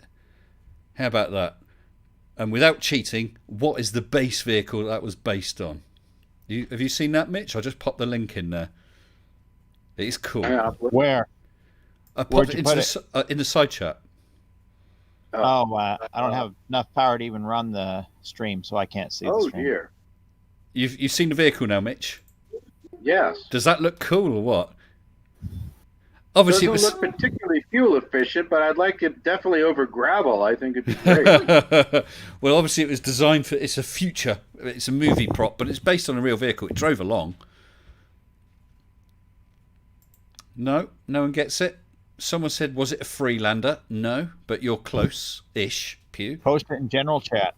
That way I can see it. Oh, right. Hold on. Just so you guys can It's a disgusting thing. What do you mean it's a disgusting thing? Right. Where's general chat? No, my luck, I'm going to want to build out of Lego when I see it. There you go. It's in general chat. Don't show it to Games Workshop. We'll make new vehicle for Space Marines. A Lotus Elise, Cherry Picker, Milk Float. No. That does look like a cherry picker thing. Range Rover, Land Rover. Right, we've had a Land Rover, Yeah, Range I think it's Rover. the Land Rover. The Land Rover would like the square wheel wells. I think that is a Land Rover. Right, I'm going to find a picture now of what the base vehicle was, because if I just tell you, you probably won't know. Hold on a second. Right, I shall show this link firstly in general. There you go, general chat. That's what it's based on. And for everyone What here, the hell is that? that is a Land Rover 101. Yeah, it's a Land Rover. Forward That's control. It is a Land Rover. Very definitely not a Freelander, which is a bit of a toy Land Rover. But it's obviously, as you can see, it's a military Land Rover. Now I want to drive one. Forward control, cab over the engine jobby, V8 engine, and next to nothing to the gallon. They obviously don't build them anymore, but you can still buy them. Charming. But I have been in that Judge Dredd one, and it looks all gleaming yellow and black on the outside. It's basically a fiberglass shell with the body ripped off, and it's just crap inside. But I've been in it anyway. That's a shame. Yeah, but it's a film prop, isn't it? Yeah. Absolutely right, Dog Walker. Forward Control 101. There's the link to one for anyone who hasn't seen it again. Oh, right. So we want someone else to come up with a film question. This is quite interesting film questions, isn't it? We're going all over the place. What make car was Kit in Knight Rider? Damn it. Trans Am. Is it Trans Am or Command? Oh, it could be or was it Pontiac Firebird or something? Trans Am Firebird? Is that Pontiac? Trans Am says Mr. X, Mr. Y, yeah. I'm going to stick with Trans Am. Ding. Ding yes or ding no? Funny thing about this car, it was on auction in Poland in last year. A Class 50 I got it. diesel motor locomotive. Turtle moves. You win for having actually watched my video. Thanks, pal. So yeah, it's people have said Trans Am. So and someone else has said Pontiac Firebird. So is this is just me not Pontiac. knowing American cars so well. Is a Trans Trans Am Am is the same? The Trans Am is the super sport version. So yeah, they're technically the same. Same sort of car. Pontiac. Okay. It's the upgrade version of just like the Yeah. Well, it was a Roadrunner is an upgraded Plymouth. It's the Fury upgraded. That's all right. Yeah, they don't do that with British cars. So Sorry, don't do what? they don't have different name for the same exact car. For a while there, we had Chrysler, Dodge, and Plymouth, and they would put out literally the exact same car with 3 different names. Oh, right. Literally the exact same car. Do you know by any chance the Fiat Ducato line? Sorry, say again, Murray. It's Flint. Flint, yeah. It's Fiat Ducato. It's yes, was Ducato. produced by three major producers. It was Fiat, Citroën, and Peugeot. So same car from 3 different companies. Yeah, and they'll certainly use the base and tweak them a little bit, won't they? Make them slightly different. Yeah, it's just tiny bit difference, but not that much. It's basically everything is basically the same. Just tweaks. Okay, And ready no, for V8 is not the best. It's V5 from my old bus. Not that old, but it's Volkswagen T4 bus, and I love that engine because they were like, "Yeah, what? That's a diesel? No, it's gasoline." Oh, All right, I got one for the crew. well, Question. just before you do, Mitch, all right. just before you do, I beg your pardon. I realise I have missed a couple super chats. Oh, please. One was from you, Mitch. $3.33 for Mage 3. Thank you very much, Mitch and Julie. And TTF 3700 super chatted $5 Australian for your next project. Thank you very much, TTF. TTF, ta-ta for now. What's TTFN, isn't it? Yeah, but thank you. Sorry, go on. You've got a question then, Mitch. Yeah, just in case no one heard, Mage 3 is Mr. Sensible's announcement of sending a middle-aged Jewish programmer from Brooklyn into space with a large balloon.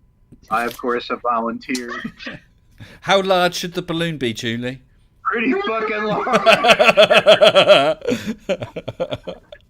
All right, here's the trivia question. Okay. Which country in the world consumes the most chocolate per capita?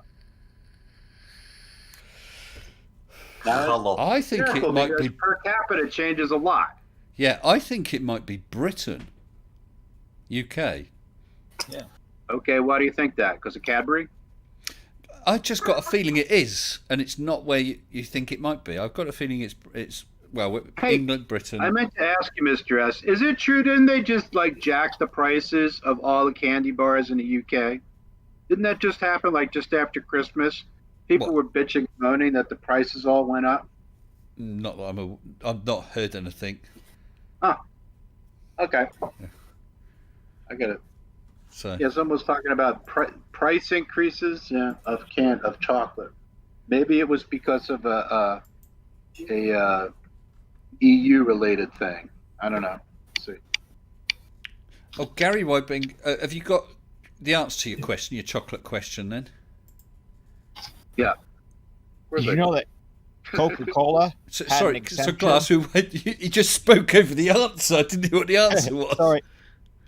Yeah, it's Switzerland. It is Switzerland, is it? Okay. Peace. I mean, it's the only country where we get 4.5 kilogram of Toblerone. So Well, the thing is, what with your military not working evenings and weekends, there's not a lot else to do, is there? the Air Force. Sorry, the Air Force. I got one more I have question to clarify for the- that. Okay, you ready? Yep. What was the first toy to be advertised on television? Well, that'd be an American toy, wouldn't it? Well, I'm sorry that you guys got television 10 years after we did, Mr. S. No, It's it's just not- we not did our fault. we didn't have all our programs ruined by advertising. Oh, right. No, you didn't have your advertising ruined by programming. Do you remember Ronald Reagan talking about how cable was going to be if we had to pay for cable, that it was going to be commercial free? No. Well, that went out with the old jockey. Yeah. Yeah, that baby got thrown out with the bathwater. Well, Well, Cygnus. because here was the rationale was that you could watch regular TV for free and have to suffer through commercials. The reason you suffer through commercials is to pay for the program, right? Yep. Now we pay and get commercials. It's great. American way. Well, Cygnus TSP has just paid. He's just paid a super chat of $5 US. Thank you, Cygnus, saying, I got my YouTube account back. I was suspended for some reason. So can super chat again. Smiley face. Great to be back. Welcome back, Cygnus TSP. Good to see you back again. We have Barbie, Lego, I know what those. Slinky, Cowboy and then toys. I think Mr. Potato Head. Captain Welshie definitely has a shortcut to Google for sure. I can answer. Go on in. Potato Head. Mr. Check. Potato Head. Yeah, correct, Mr. Potato Head. Ta-da! Bob Nadell's gyroscope says, Mr. Sensible, you didn't hear about it, so it didn't happen, right? What didn't hear about? Oh, didn't hear about what? I don't even know what it is. I haven't heard about. Speaking of Lego, did you know that there's at least 100 pieces of Lego for every man, woman, and child on Earth? Well, No. I'm going to tell you all, I'm going to put my Lego project that I'm working on right now, a picture of it into general chat so you can see this monstrosity that I have got myself. I should start taking photographs and show my ball contraptions. The thing is with the modern Lego, I mean, some of these models look fantastic. I've seen things like the Death Star and the various Star Wars ones, and then the Lunar Lander and so on. They look great, but so many of these models have specific pieces that were obviously built or designed just for that model. Whereas when I was a kid, you had bricks of various types, and you made things from them. I can say one thing, though, about the very large Star Wars sets. Almost all the pieces in any of the very large Star Wars sets are very standard pieces. Oh, okay. Okay. I mean, This one is almost all special pieces. Oh, right. This one is a 3,800 piece set. Just so you know. What on earth is that, Mitch? It's Vincent van Gogh's Starry Night. in Oh, I Lego. see. Yes, yes. Awesome. That's You're an not done yet. that's an interesting idea. Oh, it keeps Yeah. us busy. Lego Yeah, painting. keep us sane. You should do the Mona Lisa. I bet there is one. It wouldn't shock me. And what you have to do is you order these things from China, and it takes like weeks and weeks and weeks for them to arrive. Yeah. When they arrive, they're in this really quite heavy box, and they all come with an instruction manual that's about the size of a graphic novel, and they come with all the packages are numbered so that you open them in sequence. Okay. Because when you buy it from China, you're buying it without the fancy packaging that they sell it in when they sell it in a bookshop, right? You know, you're going to have the box and it's none of that. You just get just the pieces and the instructions, and it's all bagged up, and you just open the bags in order, and it corresponds to like a chapter in this little graphic novel, and then you end up with. I'll show you a picture of the other one that we did. Well, Mark Does Tin it say has say Lego mentioned on the side? Meccano. Now that was It's what I was definitely really not into when I Lego. was a kid. Meccano. Did they have Meccano in the Meccano's are- States? Yeah, we have one. Okay. I had one when I was a kid. I had one of the first ones that came out that my grandfather gave to me for my second birthday. Not sure why, but my mother put it in the closet because you can't have, 2-year-olds playing with little screws and nuts and stuff. That's not a really good parenting move. Yeah, I used to really enjoy Meccano, and then you'd be looking at the instructions for some model or other, and found that with some of them, the flat sheets you had to bend, which always cracked the paint. So I never wanted to build the ones where you had to bend pieces because you'd be spoiling it. Right, and now those pieces are all made of plastic, so now they bend no problem. The Well, newer actually, ones are pretty. I thought Meccano had stopped. Yeah. Matt. They have other companies that their patent has expired. So there are lots of companies making the same stuff. It's just made in China, and the quality is not quite as good. Yeah. Would I be right in guessing that this is actually says Le Pen somewhere on your or Le Pen on your instructions? No, it's Mold King. MOULDKING. Okay, that is Le Pen. Mm-hmm. That is Le Pen. They changed their name to that because Lego sued them so many times. They had to change their name. Hello, Mark. The answer is 42. I brought another guest in. Hello. Hi there, you alright? Yeah, not so bad. Just say something else. I'll check your sound level. All good? Good? It is. It is indeed all good. Good evening to you. Good evening. Here's the other one we did, Mr. S. I'm putting it in. I want to build that tank at Lego. Oh, wow, Mitch. Botanical Gardens. Isn't that brilliant? It does look good, yes. It was a lot of fun. It's tricky, but it's a lot of fun, and it's got some great detail. I'll drop the link. Excuse me. That thing was a bugger to build. I've got the official set. That was a bugger to build. I got the actual brand name one, and that was tricky. Very expensive. There is actually the one that's right now the biggest is not the Death Star, but the Empire Dreadnought, I believe it's called. The one that's the biggest ship. The Superstar Destroyer. Super Dread, Superstar Destroyer, and that's 11,500 people. But I saw one being built. Commercial one right now. I saw one being built, and it's amazing. And you're building rooms and that inside, and then it all gets enclosed, and you can't see any of it. It opens up. The botanical garden because you can see into the goddamn thing. Yeah. The Super will open. It's like who was it? Did the Apollo Diamond Dan launch rocket, and there were bits inside, but again, it's all closed up. You can't see it. I don't know. Oh, Demon Orb is making an Airfix helicopter.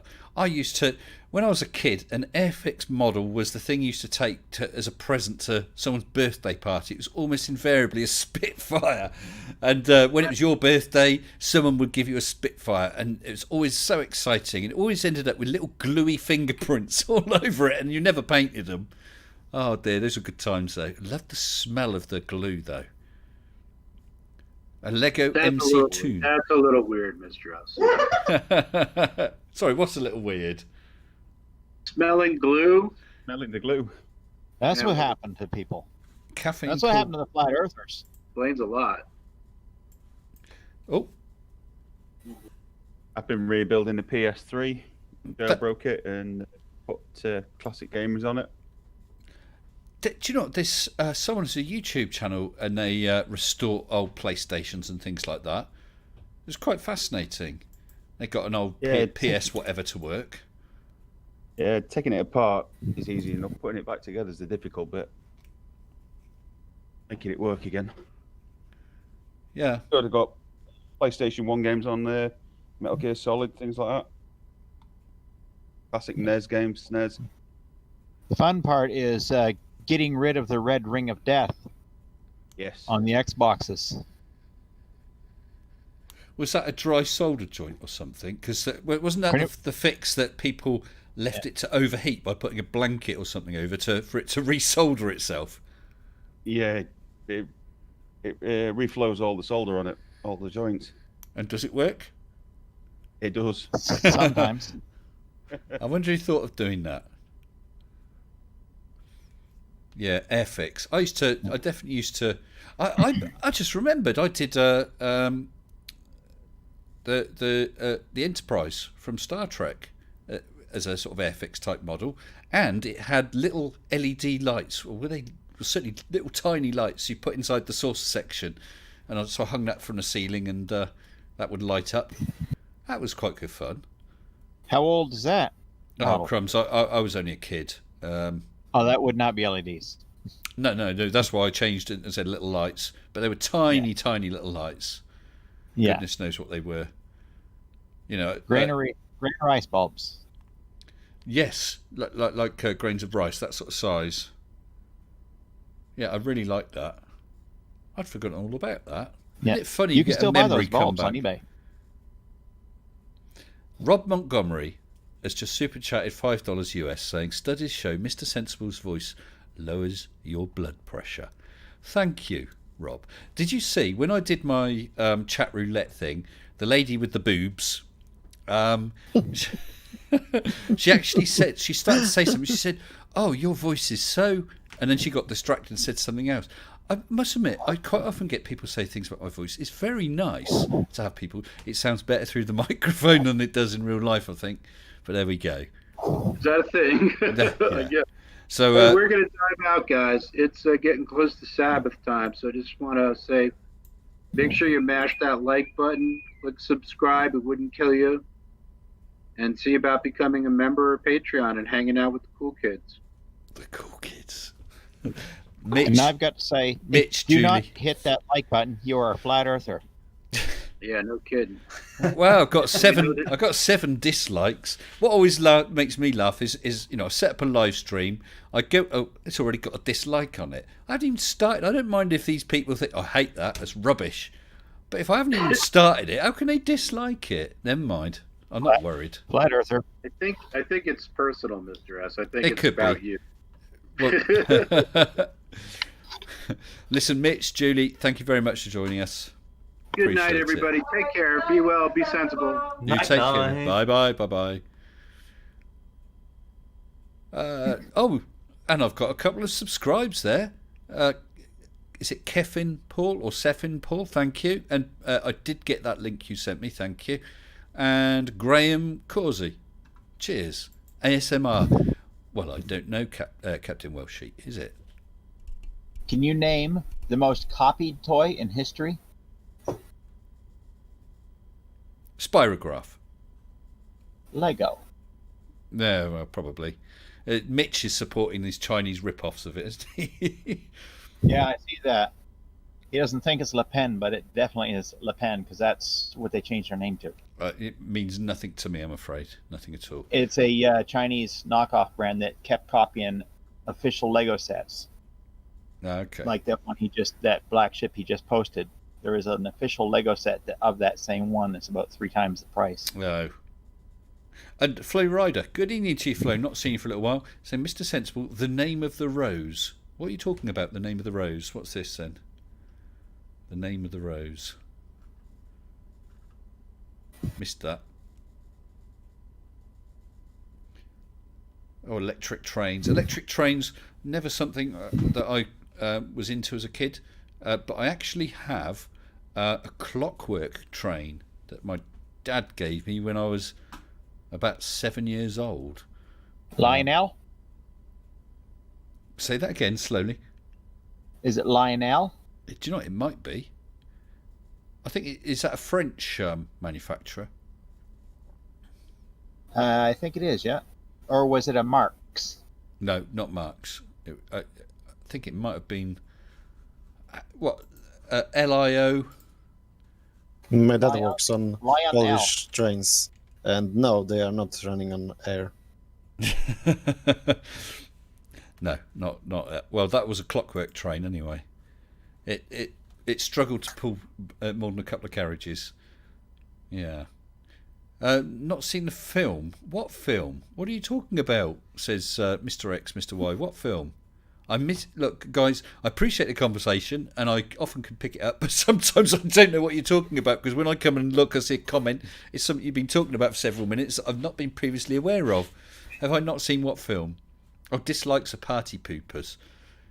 I don't know, and it doesn't matter. My understanding is the fact that they've come in and expressed an opinion one way or another is enough for YouTube to acknowledge that there's been some interaction there. And I've just brought someone else in to the chat called Webard. Hello again. Hello. Webard. Hello. Catman. Pardon? Yeah, something. I guess almost the same cat. Yeah, I do have a picture of my cat. Catty! I thought you were talking about Lego, so that was fun. Lego rocks, man. Lego's the best. Yeah, I do have to correct Mr. Sensible. Ooh, go on. Yeah, Uh-oh. the Saturn V comes in, I think, 6 pieces. So you can, like, the different stages of the rocket you can remove from each other. Yeah, but I mean, I've never seen the model in real life, but was it MC Toon who made it? It might have been MC Toon. MC Toon does have one, yeah. Yeah, but he was making stuff, the internals, and then it all gets cladded, and then you can't see any of it unless that you can pop it on and off or whatever. I don't know. Like I said, Yeah, you can pop it on and off. Oh, yeah. okay. I think the top stage has room for the lander. Right. Yeah. I mean, it's pretty impressive stuff. Built it too. Excuse me. Sorry, who did? EEV blog. Oh, right, yeah. I saw one of his the other day because Solar freaking Roadways have apparently just got themselves another tranche of money. They did another sort of startup GoFundMe type thing and received a couple $million more. Solar freaking Scamways. Yeah, that's been going years, and all they've got is a sort of one disco floor size area in the public, half of which doesn't work usually and is generated next to no electric. But EV Blogs was doing some stuff about that. Is he Australia or New Zealand? New Zealand, I think, but I could be wrong. I'm always wrong. Could be. But yeah, I was really surprised that Solar frickin' Roadways are still going. It's a stupid idea. Absolutely stupid. Good evening, Jordan. Hello, Jordan. And George said... Oh, give him a minute. Hello. I had this muted just in case you brought me in and I wasn't ready because I was watching the stream waiting to get accepted. You didn't have to wait long tonight, did you? No, not very long at all. I wanted to get in while Kyle from the Flat Earth Institute of Research or whatever, while he was here, but I understand why you had a lot on your plate that night. That was a great stream, though. Yes. I really enjoyed myself watching that. I do get on well with Kyle, I must admit. I think he's totally wrong. I think there's a certain level of disingenuousness. I think there's also a certain level of honesty, mistaken honesty as well. So I do not think he is, I don't know how to put it, he's not underhandedly, disgustingly, deliberately lying left, right and centre to people, not like some of them. That's a great way to put it. The only thing that I would say is I very much do ascribe to the fact that if you get something wrong, you're corrected on it, and then you continue to get it wrong. I believe that is a form of a lie. Yeah. It's just inherently dishonest when you've been corrected on something, and instead of listening to the correction, you continue with what you believed before being correct. I suppose that there's a difference. Let's say I've made some claim and then you've corrected me. Do I actually accept your correction, or do I think I'm still correct? Because if I still think I'm correct and your debunking of me is wrong, then I'm, of course, still going to carry on with what I'm saying, although I should at least check you out. Where the real dishonesty comes in is if I think to myself, do you know what? Jordan's right. That was the real answer. What I've said is wrong, but I carry on saying it. That's right. We know there's flat earthers who are like that. Yeah, but you can disagree with someone. You can disagree with someone without saying that you don't believe someone, or that you underhandedly call someone a liar. There's a little bit of a difference there. Yeah, but there's someone like I don't really want to get into him, but Nathan Oakley telling Riley to shut up about the lighthouses because it's the perfect globe proof. So he knows that he's lying. We know that he knows, and he knows that we know he knows. But he's carrying on because he's fleecing people. Usually, you don't say the quiet part out loud. Yeah.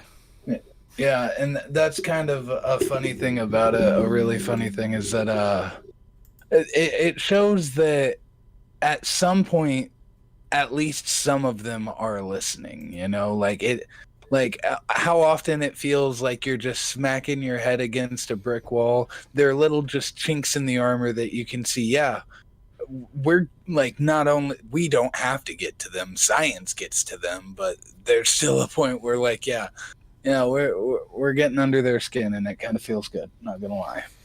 Yeah. Yeah, it's sometimes I just wanted to tell them, like, okay, you're having your point of view here. You're trying to explain something from your point of view. But I will be right back, guys. And now be honest and tell what a Glober would say in response of that. Like, at least try to explain why there are chinks in your armor, why you are not 100% certain, because like the most of the flat earth debunkers I see doing that, they actually say, well, normally a flat earth or flat art or whatever would respond in this way. Well, I'd just like to say thank you, Nathan Shields, who's just super chatted £5 without any comment, but thank you very much. Appreciate that, my friend. Yeah,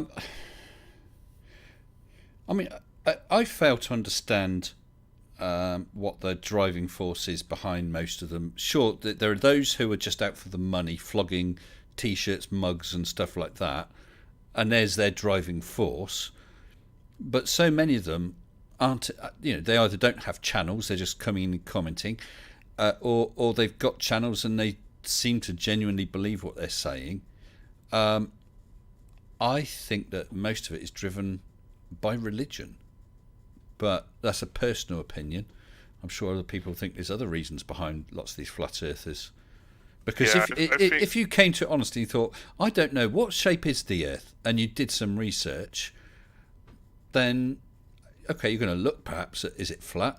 But there's so much evidence for it being globe, and of course, nothing substantial, and even the insubstantial derp, like bendy light and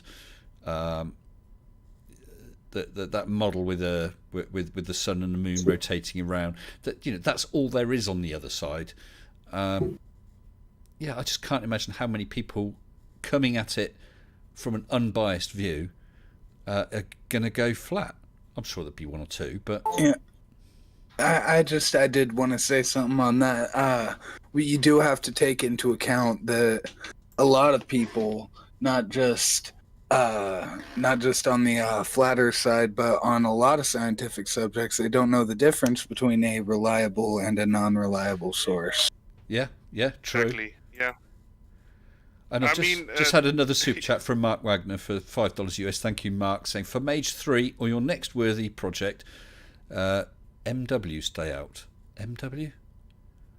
Or that's a typo. I would imagine... Stay sensible. I would imagine... Mark Wagner. Mark Wagner out. Thank you. Yeah, stay sensible. Thank you, Mark. I appreciate that. I would imagine that it's already for Mage 4 or 5. I do have an idea for Mage 3. I'm going to float a couple of things, actually, while we're here. Last week, or a few days ago when I had a live stream, I asked about this side chat. Did people think it's a good idea or not? Because someone had raised the possibility of not having it and just getting more screen space. But someone actually pointed out something really, really of value, is that if you're watching this back on a phone, if you call up to see the text, it puts it straight, I think, over the whole window, or you can't see the video as well, or something like that. But basically, if you've got it embedded like this, you can see both on a phone. So that's quite useful. No one really spoke out vehemently against it. So Yeah, I think you have to do extra things to see the chat on the phone. Yeah. Usually, I watch on a TV, and I have no way on the TV to watch the description. So that's usually an hassle because I look it up on the laptop next to me. Right. So you wouldn't see the live chat if you were watching on a TV. I have to turn it on, and then it's only 2 lines at a time. I've got you. And Nathan Shields has super chatted again for £5, saying, "Please remember, not all Nathans." No, of course not, Nathan. We wouldn't hold your name against you, my friend. Oh man. Yes. So that was one thing I wanted to float, is about that. But the other thing is Mage. Now, again, I mentioned this probably about a month ago. I have some thoughts about Mage, which right now I still want to keep to myself. But there's 2 general ways it could go. I could go along the route of another actual experiment, trying to show something, maybe the curve again, or horizon dip, or something else. Or I could do something that's not an actual experiment, but more for the experience.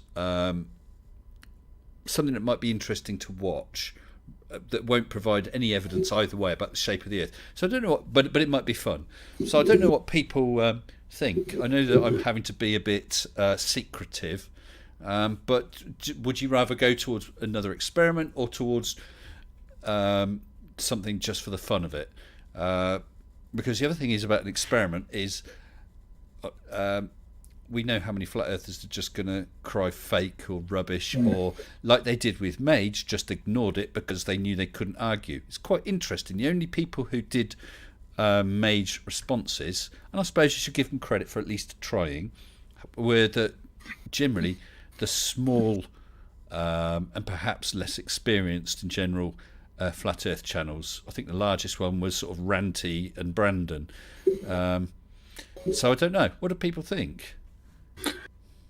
I honestly would enjoy to watch the just sillier thing, just for the point of what exactly are you gonna prove? Like, I mean, you're gonna demonstrate like what 99% of people understand happens and don't need to witness a actual thing in space sent up specifically to show them, like, yes, it is curved, stop saying it's not. Like, you're not gonna, I guess I'm saying you're not gonna change any minds.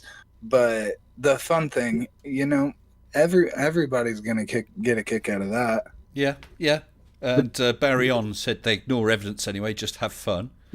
Right. And I mean, in that Simon Dan vid about today about this new flat Earth film, he showed a still from Mage showing the curve. So Mage met its hope. Question: I mean, after all, it will be a production. Will you go for copyright, or will you see what happens if you say it is an image from your footage, because that's still copyright protected? I'm asking. Sorry, I'm not sure exactly what you're. Right, I don't know. It's my film, my footage from you. Yeah, it is my copyright. Okay, automatically. I don't have to claim it or anything like that. It is automatically my copyright. However, I did it for partly for fun, partly for myself, and partly for in the loosest sense of the term, the science of it.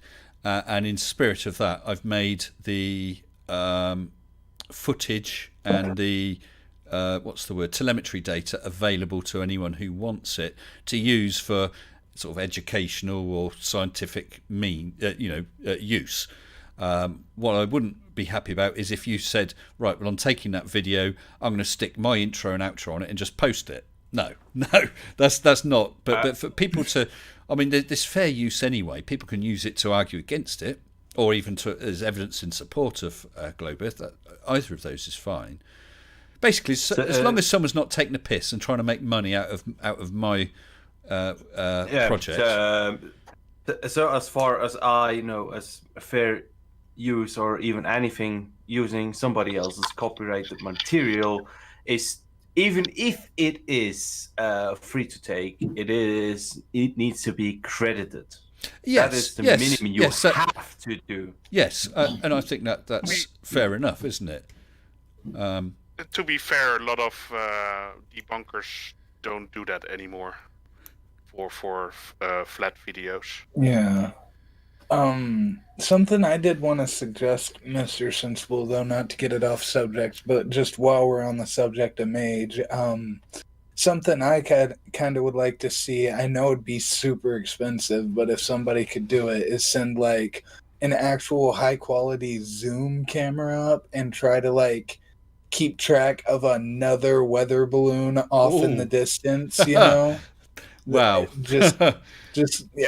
That'd be super high tech and super expensive, but I think that'd be cool just to like debunk the fact, like how they always try to say that it's just you can't see that far no matter what. There's no Earth in the way. We're still seeing this far, you know. I think that'd be a that's an interesting. That's an interesting thought, Jordan. You do have the issue with the fact that those payloads and the balloons spin around like crazy. Yeah. Certainly with the radio, that sort of thing can be done, because I know that one of the things Q did at some point in the past was he sent up, I think, 3 balloons spaced apart, with each one talking to the others, so that he could use it to bounce a signal along, you know, from balloon to balloon to balloon to balloon, so it could be picked up further away. In effect, you know, sort of what do they call them? Sort of like intermediate transmission receiving stations.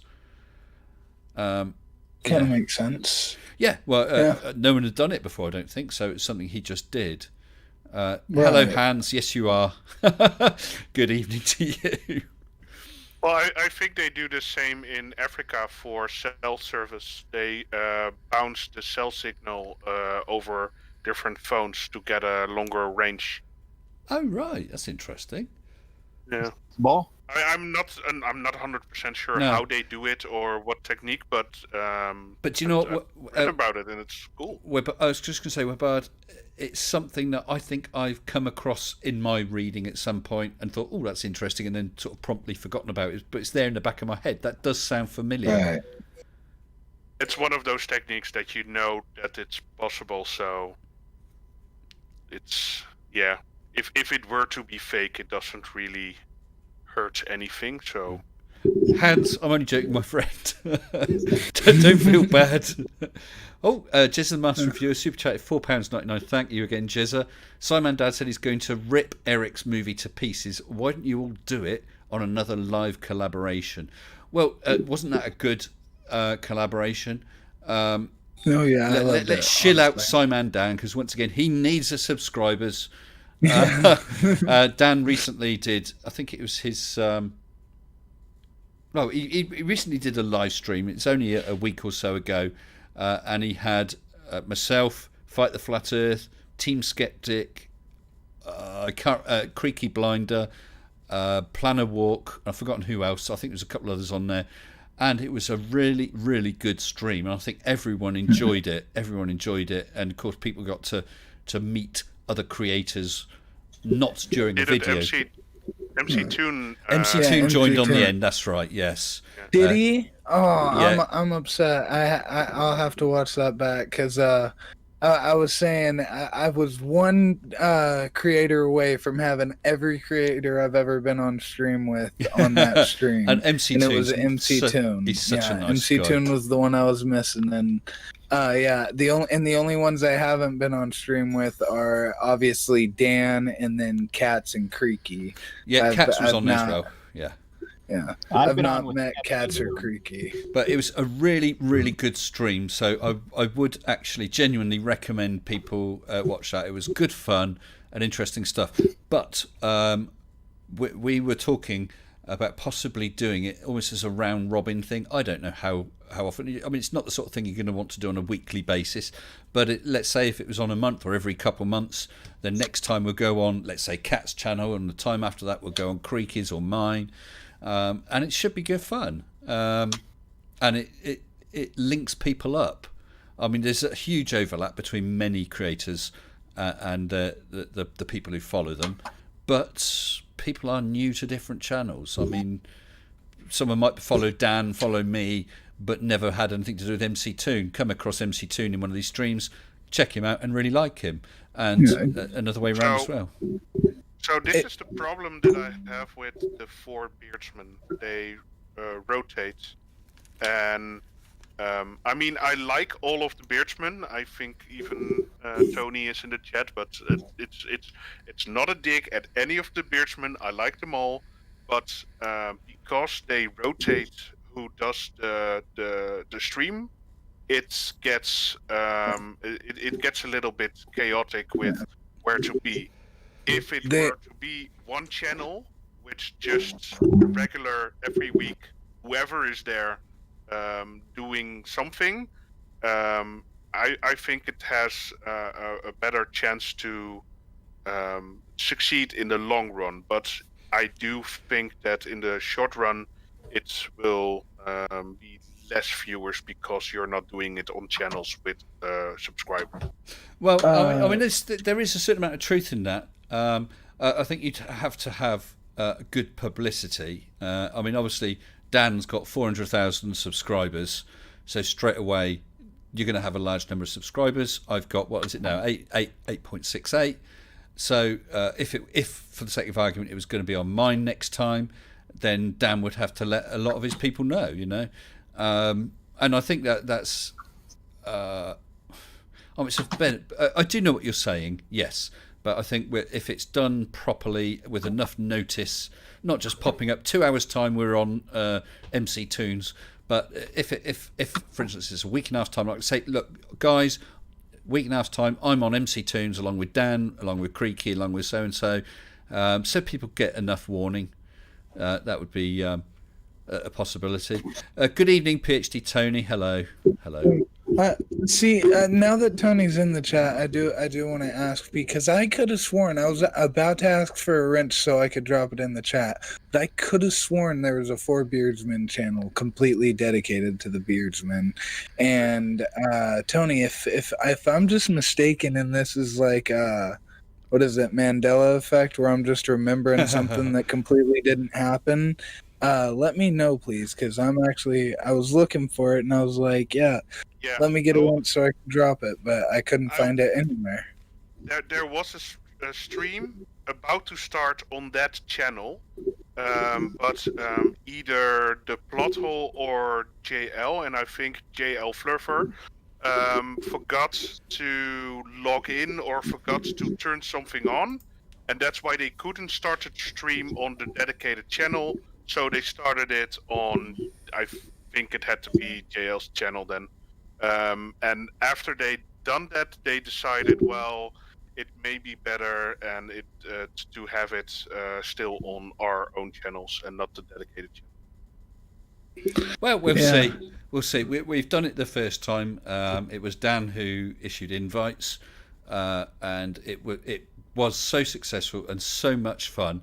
And the other advantage is, of course, you go on someone else's channel and it will be done in a different style, you know? Right. So that could be interesting as well. And, hey, you know, I'm absolutely honest, and I'm sure it was in Dan's mind as well, it will help out us smaller channels as well. So Right. Honestly, I've been wanting to shill MC Toon again, but I remember you guys have a deal that you're hitting 10,000 at the same time. Well, so we can't, yes, he's pulling away though. We can't shill him too much. We got to give you a little bit of time to catch up. But yeah, if you're not subbed to Mr. Sensible twice, go make a new account and sub to yeah, MC2. I'm not sure because me and MC2, we were sort of going like this all the way through. It was friendly, not rivalry. It was a joke or whatever, and we were roughly the same. And he said we got across 10k at the same time. Yeah, all right. But then he's just pulled away steadily. I'm going through, or have been going through, a slow patch. It's picked up a little again. You know, it's the way it goes, and it's not the only reason we do this. After I think after 2021 though, I'm pretty sure you guys are both gonna hit 10K this year. Probably, I'd put money on that just because I'm not gonna try to be like a future seer, but I honestly don't think that most of the debunking community is going to be doing many flat Earth videos by the end of 2021. Is that because you don't think there's not going to be much flat Earth? I think flat Earth's rolled over. It's taken its last final breaths, and if you hadn't nailed it to the perch, it'd be pushing up the daisies. Yeah, exactly. I think there's a lot of truth in that as well. In other words, we're all it's trying going down like a submarine with a big hole in it. Well, we're all trying to branch out a bit, right? To make sure that there's still content for us to produce and for people to enjoy. I mean, my original background was from Young Earth Creationists and on YouTube and Flat Earth on a Flat Earth forum. Right. So I have an interest in that. I do think that it's gonna bounce back a little bit. And like my hope is that there isn't gonna be a lot of darkness and lagerlurky, how Creaky calls it, and that will make the conspiracy things fun again. But yeah. I do have one suggestion. If we're done kicking Flat Earth's corpse, can we do the same thing we did to Flat Earth to anti-vax, please? Because I've done a little anti-vax. I know some people are a little nervous of it because of getting videos blocked and so on. And I've had a couple of videos I've done lately just purely because of the subject matter. YouTube has I've got one coming out, and I mentioned snake oil salesmen or scammers or something like that, and bam, they switched it down saying not suitable for most advertisers. So I put it up for manual review, and they said, oh, you're actually against this, you're okay.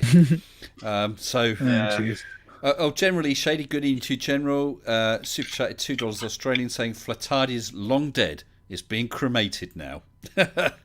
It could be. And General, as promised, the blueness is back again, my friend. Okay. Yeah. Oh, go ahead. I have less interest generally in the sort of paranormal. It's going to depend on the video, really. Depending on the video, can I get some fun out of it? Can I disprove it? I don't know. Creationism, Young Earth Creationism, I quite like knocking, but there's only a few really big channels out there. I'm not interested in stuff about numerology. That's just so rubbish. It's just not of interest to me. I appreciate it might be to other people. Yeah, numerology is one of the things that it's just like, no, like there's not even anything to say, just that doesn't work. Yeah. Yeah. Well, what about there's like YouTube is around for some years now, so why not dig into old videos of end of the world predictors? Yeah. No, that's who's that guy? There's an American preacher guy a couple of years back. I know who you're talking about. And it's the one where people gave up careers and sold houses to pay for advertising for the end of the world, which of course didn't happen. And he then said, it's actually going to happen in 6 months' time. That was sort of numerology based on the Bible. And of course it didn't happen then. And then the guys died, and the earth seems to have carried on. Right. Steve 6464 says numerology does not add up. But Steve, I'd like to know what's the deep and meaningful meaning behind the 6464. There must be something in there. If you take 2 from the second 4 and add it to the 64, that's 66, and 66 is 33 times 2, and there's that other 2 in there.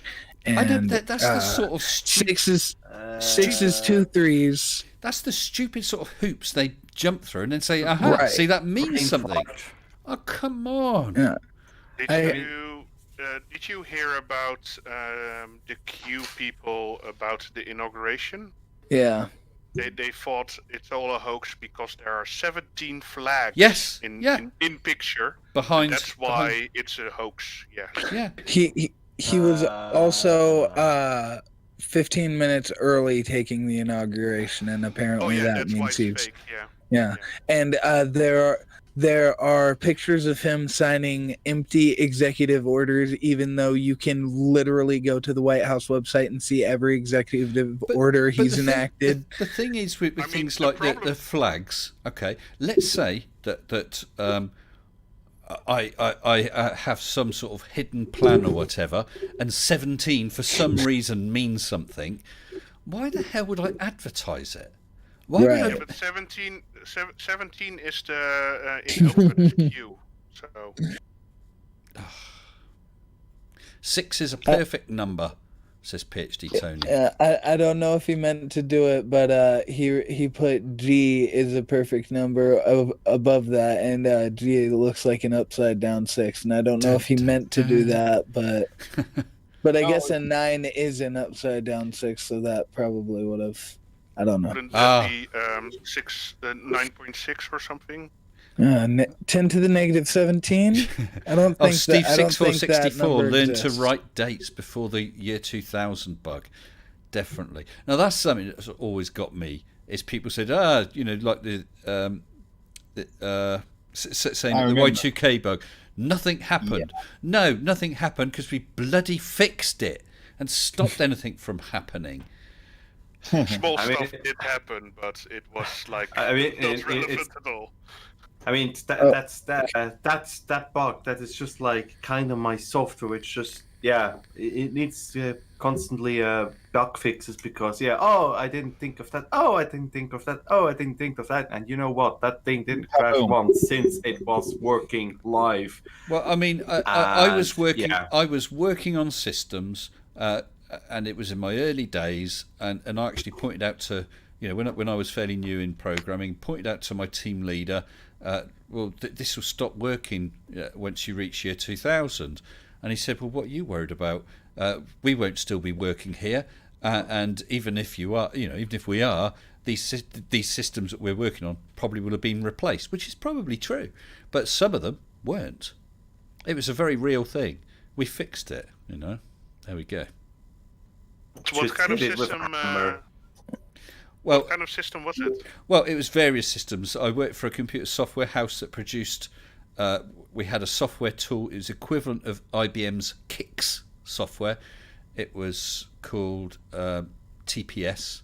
It was a transaction processing software, and it was used by all sorts of companies. It's the sort of stuff that you used to see at travel agents. Green screen booking systems, that sort of stuff. There was also stuff like stock control, Marks and Spencer's Marks and Spencer's warehouse distribution system was based on it. So some big clients, but in those days the software was written in COBOL, and a lot of it had dates in it, and memory was expensive and disk space was expensive. We had a hard drive, 88 megabyte hard drive. I mean, is this in a time when functions couldn't be too big because they don't fit on the screen? Well, can I just say, but memory was definitely an issue. We had to worry about swapping things in and out of memory. And Mark Tin points out, and he's absolutely right, that there's a Unix 32-bit date bug which will strike in 2038. Now, I'd heard of that in the 1990s. Well, who's going to worry about something happening 48 years' time? Well, now that's only 18 years away. I think they already knew about that bug in 1970. I think, when was it? Like No, absolutely right. But what, whichever, if you went for 64-bit, there's going to be another. There's always something, isn't there? The question is it something you're going to have to worry about, or is it so far off in the future or so unlikely you don't have to worry about it?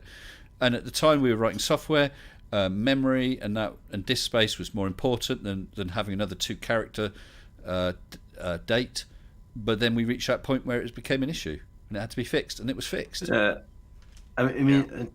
thing that annoys me actually the most about Unix time is that they're using a signed integer, and I still can't wrap my head around it why they're doing that.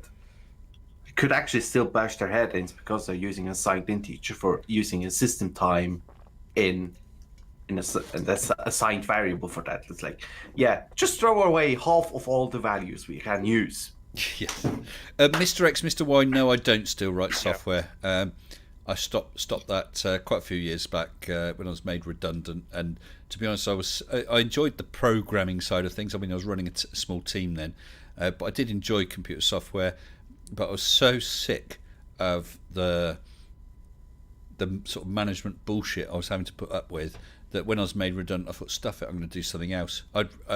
When I married Mrs. Sensible, I said to her, I bet I'm made redundant when I'm 35, because, I mean, ageism certainly was very big. And I was actually made redundant within a few weeks of being 35 years old.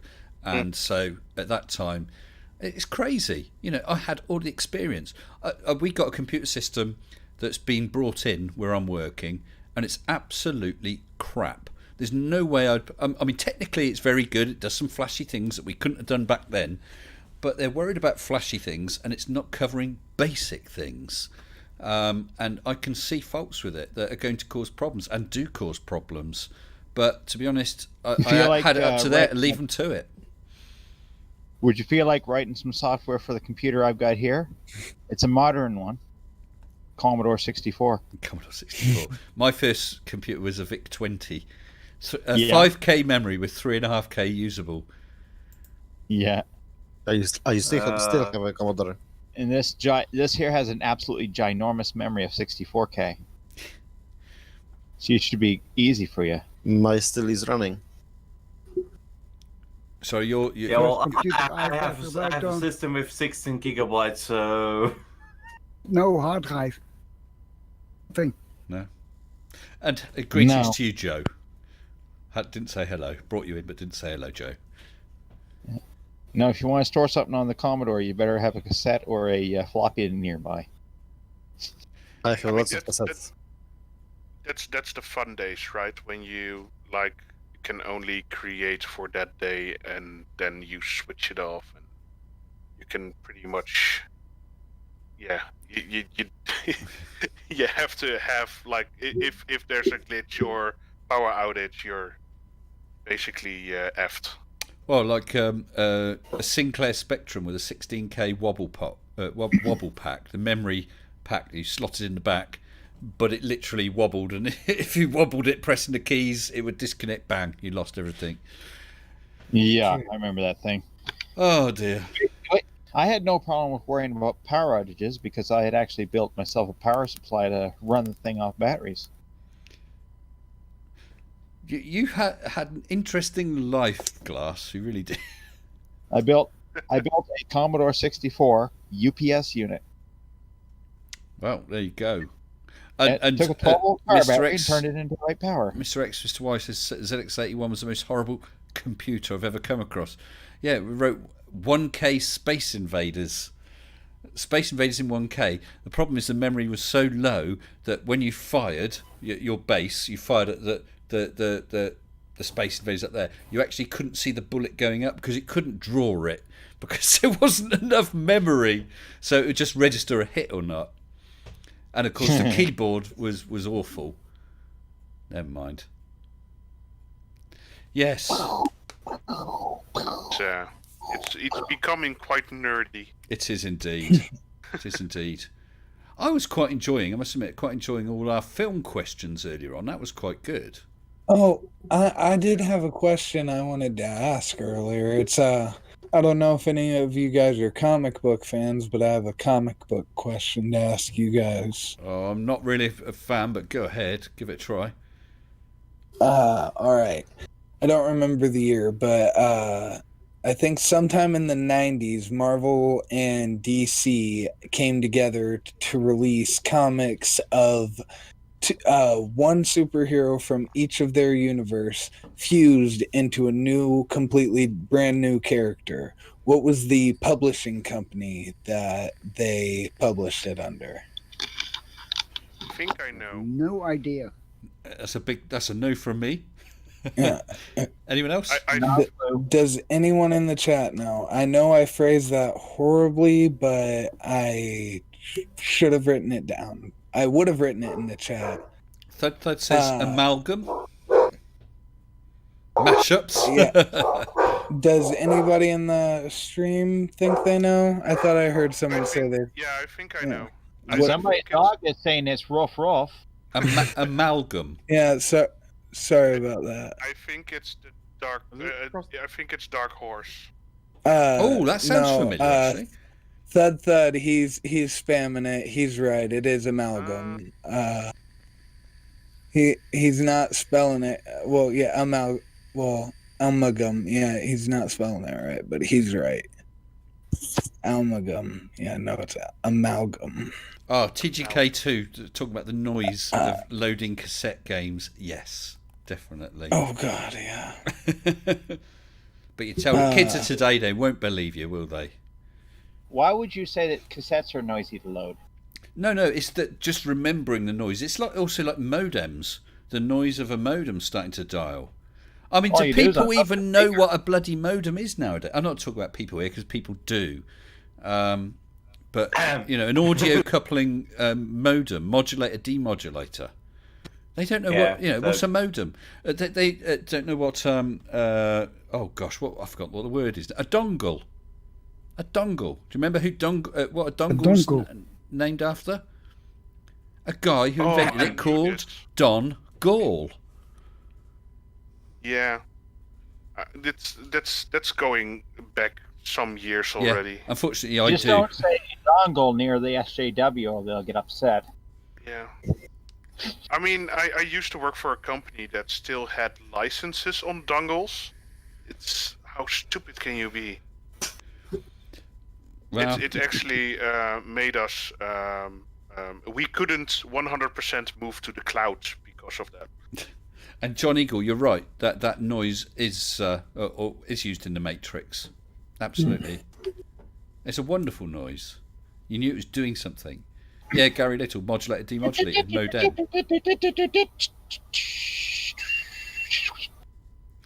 What was your favorite game on Commodore? Yes, Mr. X, Mr. Y. I do know what an acoustic coupler is. I never had one.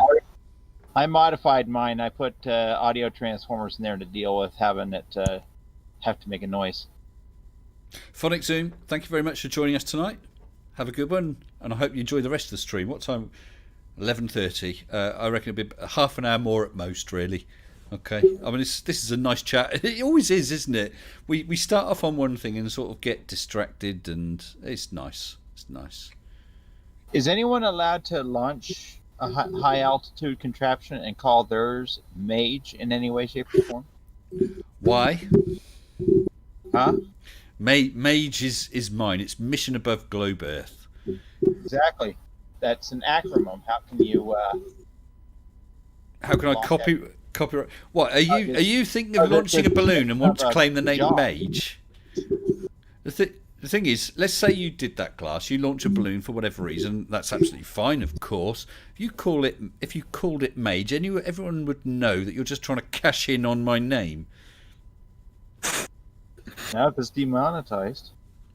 What if I animate it in the Simpsons style and I say Mission Above Real Globe Earth and call it Marge? Marge. Hello, good evening, Generally Shady. Oh, good morning, guys. Morning. Good morning.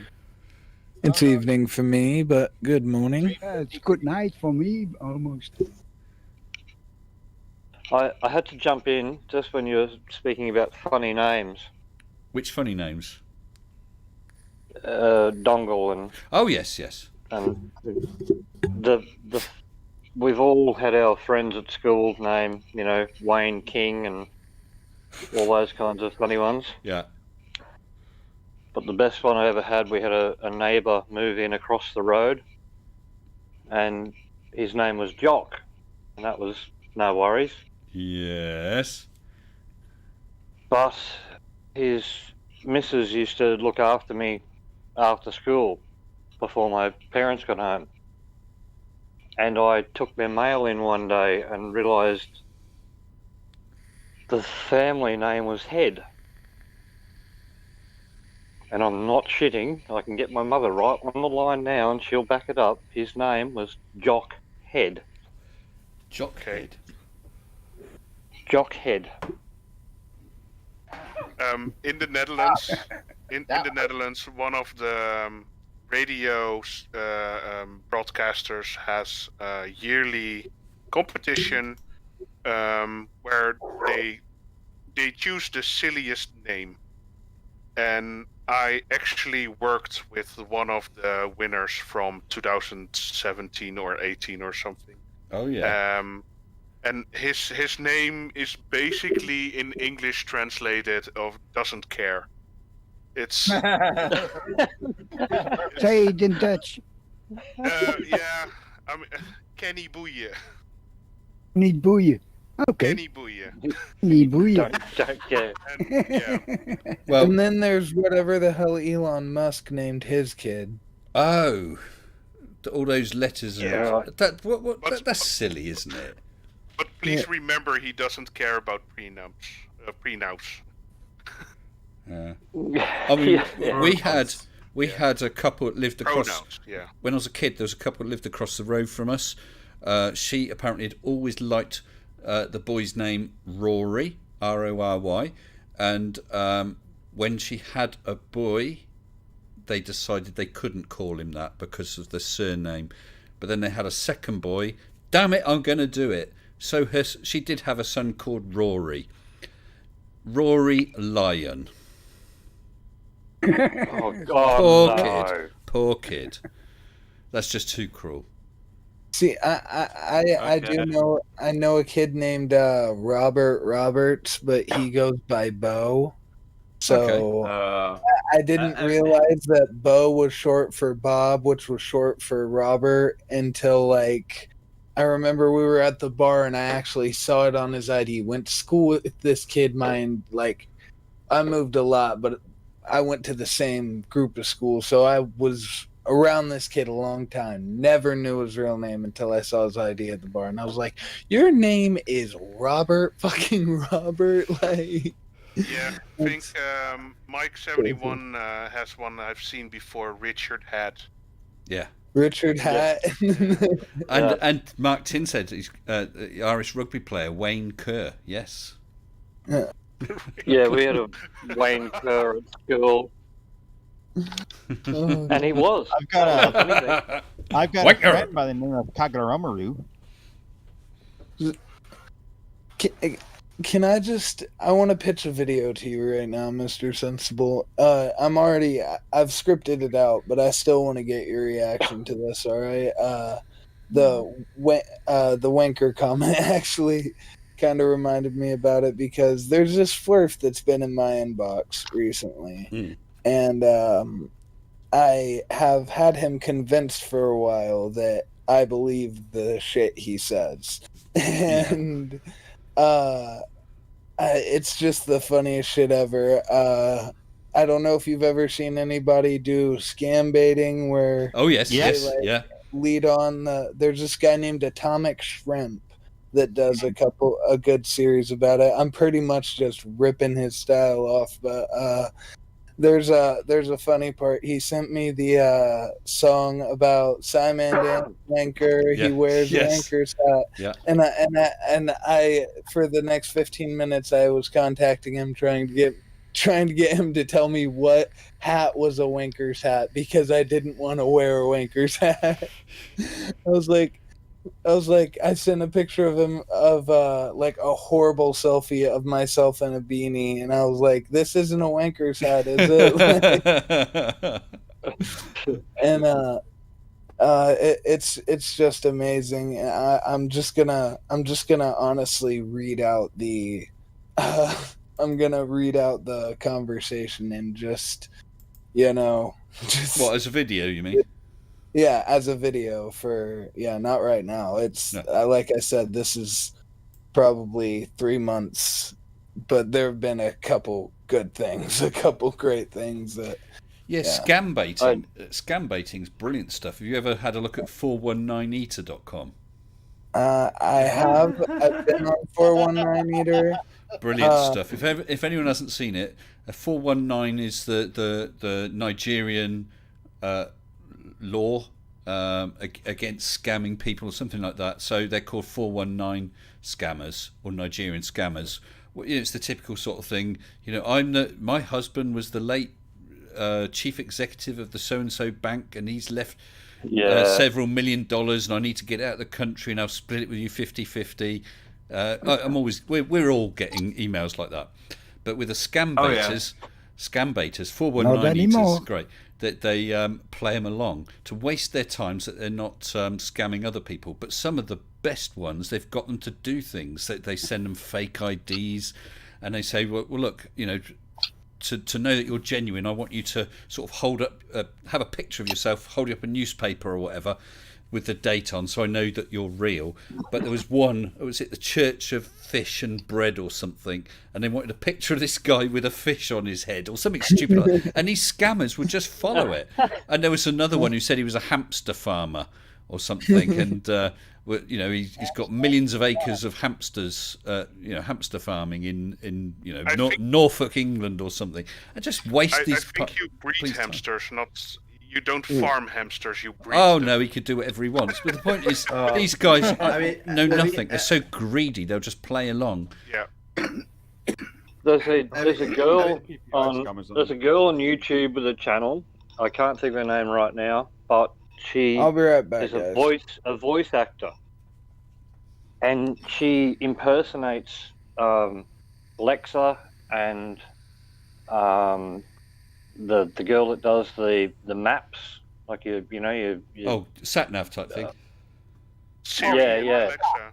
Oh, Alexa. Yeah, Siri and Alexa, and she does drunk Alexa and all that to the scammers, and takes off all these people, and she speaks at 1,000,000 miles an hour to the scammers, acts drunk. It's hilarious. These people are trying to get a word in, and she's carrying on making. It's funny. It is funny. These poor scammers don't know what the hell they're dealing with. But there was one where that they had set up. I forget the details. Supposedly dropped something off in the ocean with a tracker, and they had these scammers tracking this thing down the coast. I can't remember. Honestly, 419eater.com and I think it's scambaiter.com. Brilliant stuff. I mean, you'd have to be very careful before taking part in something like that, but they are so funny, and they waste so much of the scammers' time. One or two even got the scammers to send them some money to prove that they were real, so they scammed the scammers. I mean, who was it? James Weech, who did a good visualization, as in a comedy way, of such stories which he had doing that.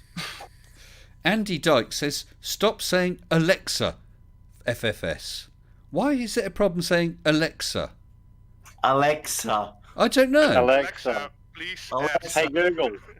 Hey Google, turn off the light. Hey Google, turn on the light. Hey Google, turn off the light. Shopping list. There was a real thing. There was a real thing where someone there'd been some news report or whatever. I won't say. They said the name of the smart speaker to purchase some cat food or something, and people wrote in and said and complained about this. So they said, well, recently we had this story where the guy said, "Hey, smart speaker, buy cat food," and lots of people, and of course it bloody did it again, didn't it? Because they said it again. Clive Wells says, "Alexa, set alarm for 3 a.m." I don't understand your comment, Clive. So Alexa, buy cat food. On the scammers, there's one guy named Jim Browning on YouTube. Yes. And he's really cool. He actually breaks into the scammer's office Yes. and then has them on the line telling them to stop playing card games on their computers and stuff like that, and they freak out, and then he calls the police and they're arrested. Yes. It's amazing. And the other one is Mark Robber. He builds glitter bombs for people to steal. Yes. Yes, I've seen that in my recommended. Oh, yeah. And I think, I think that Mark Robber even did collaborations, or he's about to do collaborations with scammers to send glitter bombs to scammers. I have another channel where the guy gets on to the scammer's computer and wipes out all their files. Yeah. Gets onto their cameras. Maybe a little bit too much. That's like deleting evidence. Martin H says, "Grr, people are asleep here, and sodding Alexa is really bloody loud." Hey Alexa, I'm out of anal lube. Buy 15 cases. Too far, sir. Too far.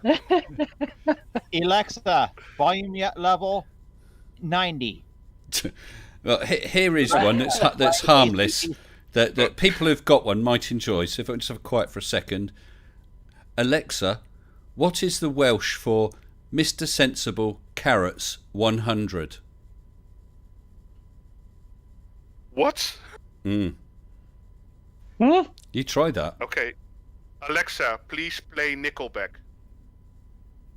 These poor people. Anyone who's got one of those Alex A's or Googlies, I suggest you change the name so that it doesn't respond. You can do. Alexa, Martin H, did it say it? We're going to give you up. Level 90. But Google add cat food to the shopping list. Dear. Oh God, it's getting worse. Well, I used to have an Alexa in here. I used it a couple times in videos. I've now given it to Mrs. Sensible. She's got a little sort of, I suppose you'd call it a den, a little room in the house. And so I've put it in there, which also has the added benefit that I'm not suffering from all these idiots who keep saying, Alexa, set alarm every day. Although I must admit, I do set alarms and reminders for Mrs. Sensible. And it says things like, set reminder every day. Gosh, that Mr. Sensible is such a gorgeous guy. So at 3 o'clock in the afternoon, it will suddenly say that. What? Oh, shut up. And she gets well annoyed about it. Alexa, buy a glass monster. You might want to look up. You might want to look up and see what my name also means, other than the radio tubes. So someone in the radio tubes turns out. Someone in the chat is wrong. God. Truth nerds. There is no village in Austria named that word. Yeah, effing. Because they changed their name to Fuching. Wasn't that because people kept going there and stealing the sign? Yes. Yeah. I think they will still steal the signs, but that's just me. Yeah, so Martin, she said that, did she? I used to have a 3-inch pipe cutter, a big chain pipe cutter, and it wasn't me. I think my friend must have stolen it and used it, but some of the street names around the place tended to go missing. Well done, Andy Dykes, you got it. Yes. Carrots 100. I did that to Creaky. Got a Raspberry Pi? Sorry? Have any of you guys got a Raspberry Pi at all? I've got one, and I'm just struggling what to do with it at the minute. I am on a Raspberry Pi talking to everyone. That's what I'm using for a daily driver. Mine is Media Center. Mine was a Media Center, then it was a Retro Pi, and I'm thinking Magic Mirror. I actually have a Retro Pi, yes. I'm not. Alexa, mirror on the wall. Buy 15 Raspberry Pis. Look, I'm not stupid enough to not understand that you're talking about a computer part, but the only thing I know about Raspberry Pi is it's some type of computer part. Yep. That's That's about the same for me, Jordan. Yeah, it's basically a single board computer. The only thing you need yet to buy is a monitor, keyboard, and power supply. Everything to make Or it you buy the useful. Raspberry 400. Yeah. Or you can say it's an input-output device.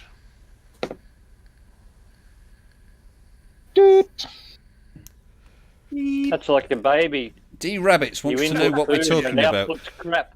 Good question, D Rabbits. What the hell are we talking about? We started off with a quiz. We then started talking about films, and then we talked about year 2000 date problem.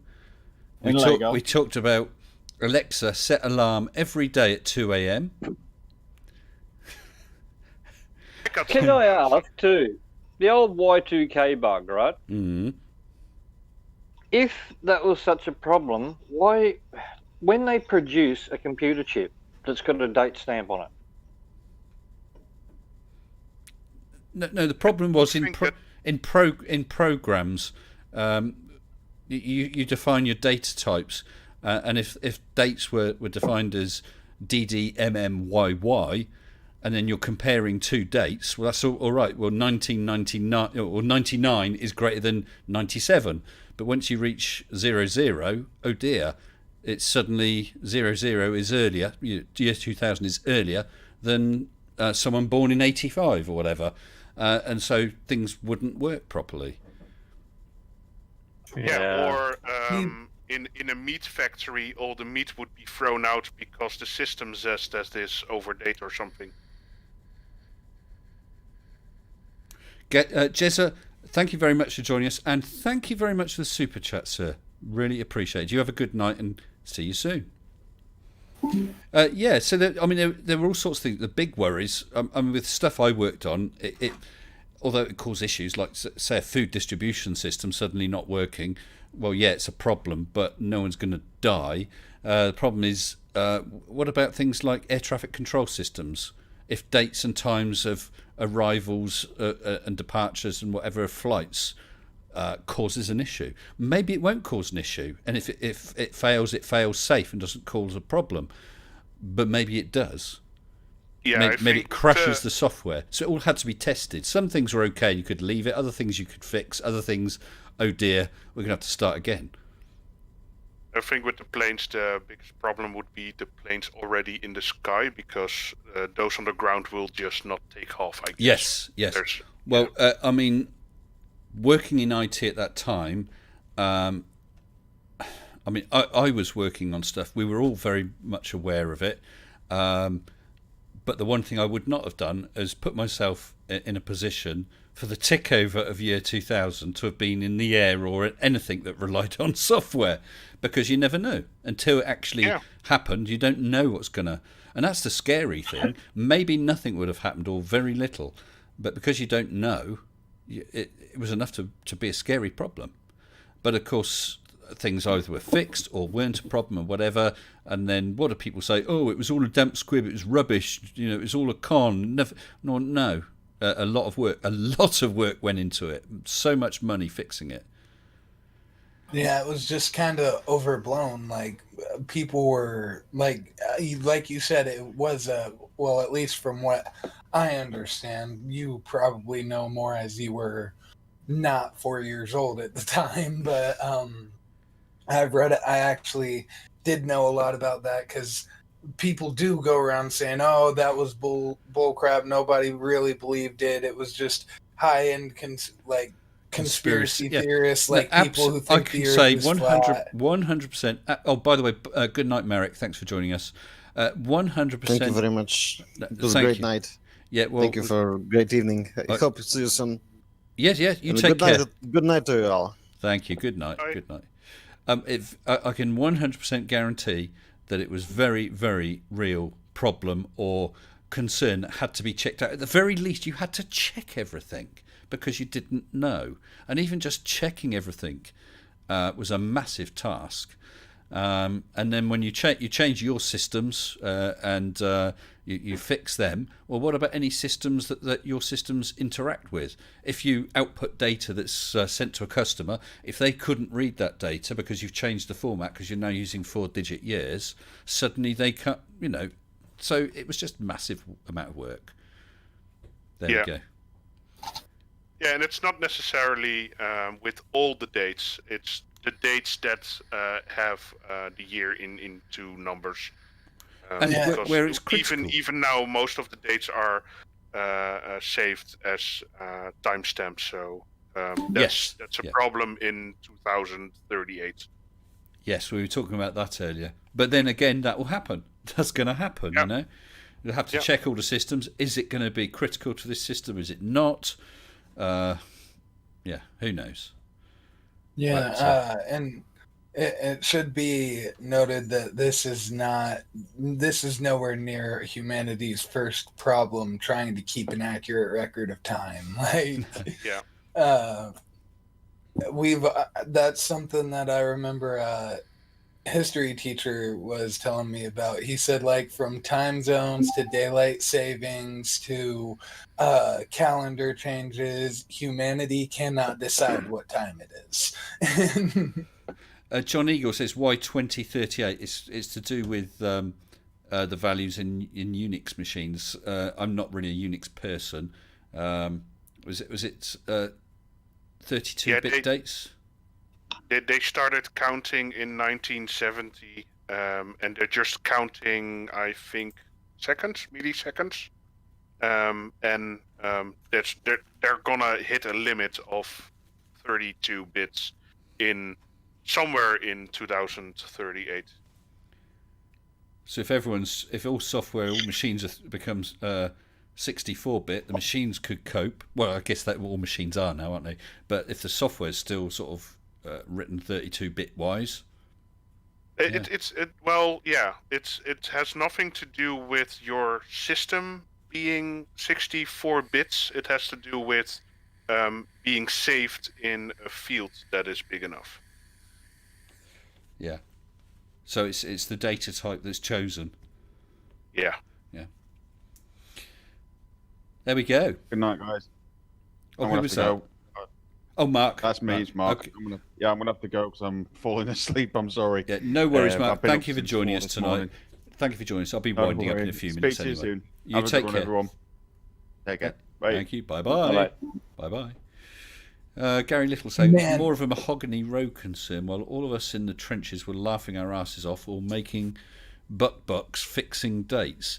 Yeah, there was an awful lot of money being made by people doing Y2K fixing. Yeah. But also, it was not much of a career move because, of course, once you reach 2000, what have you been doing the last 3 years? Oh, fixing Y2K dates. You're suddenly at date. To be fair, a lot of my freelance friends, freelance colleagues, still make a lot of money fixing legacy bugs, like going in fixing old systems. So there's still money in that. And in the year 2000, those people would be flown in for thousands of dollars fixing Millennium bugs. So yeah. Well, Still I know goes that on.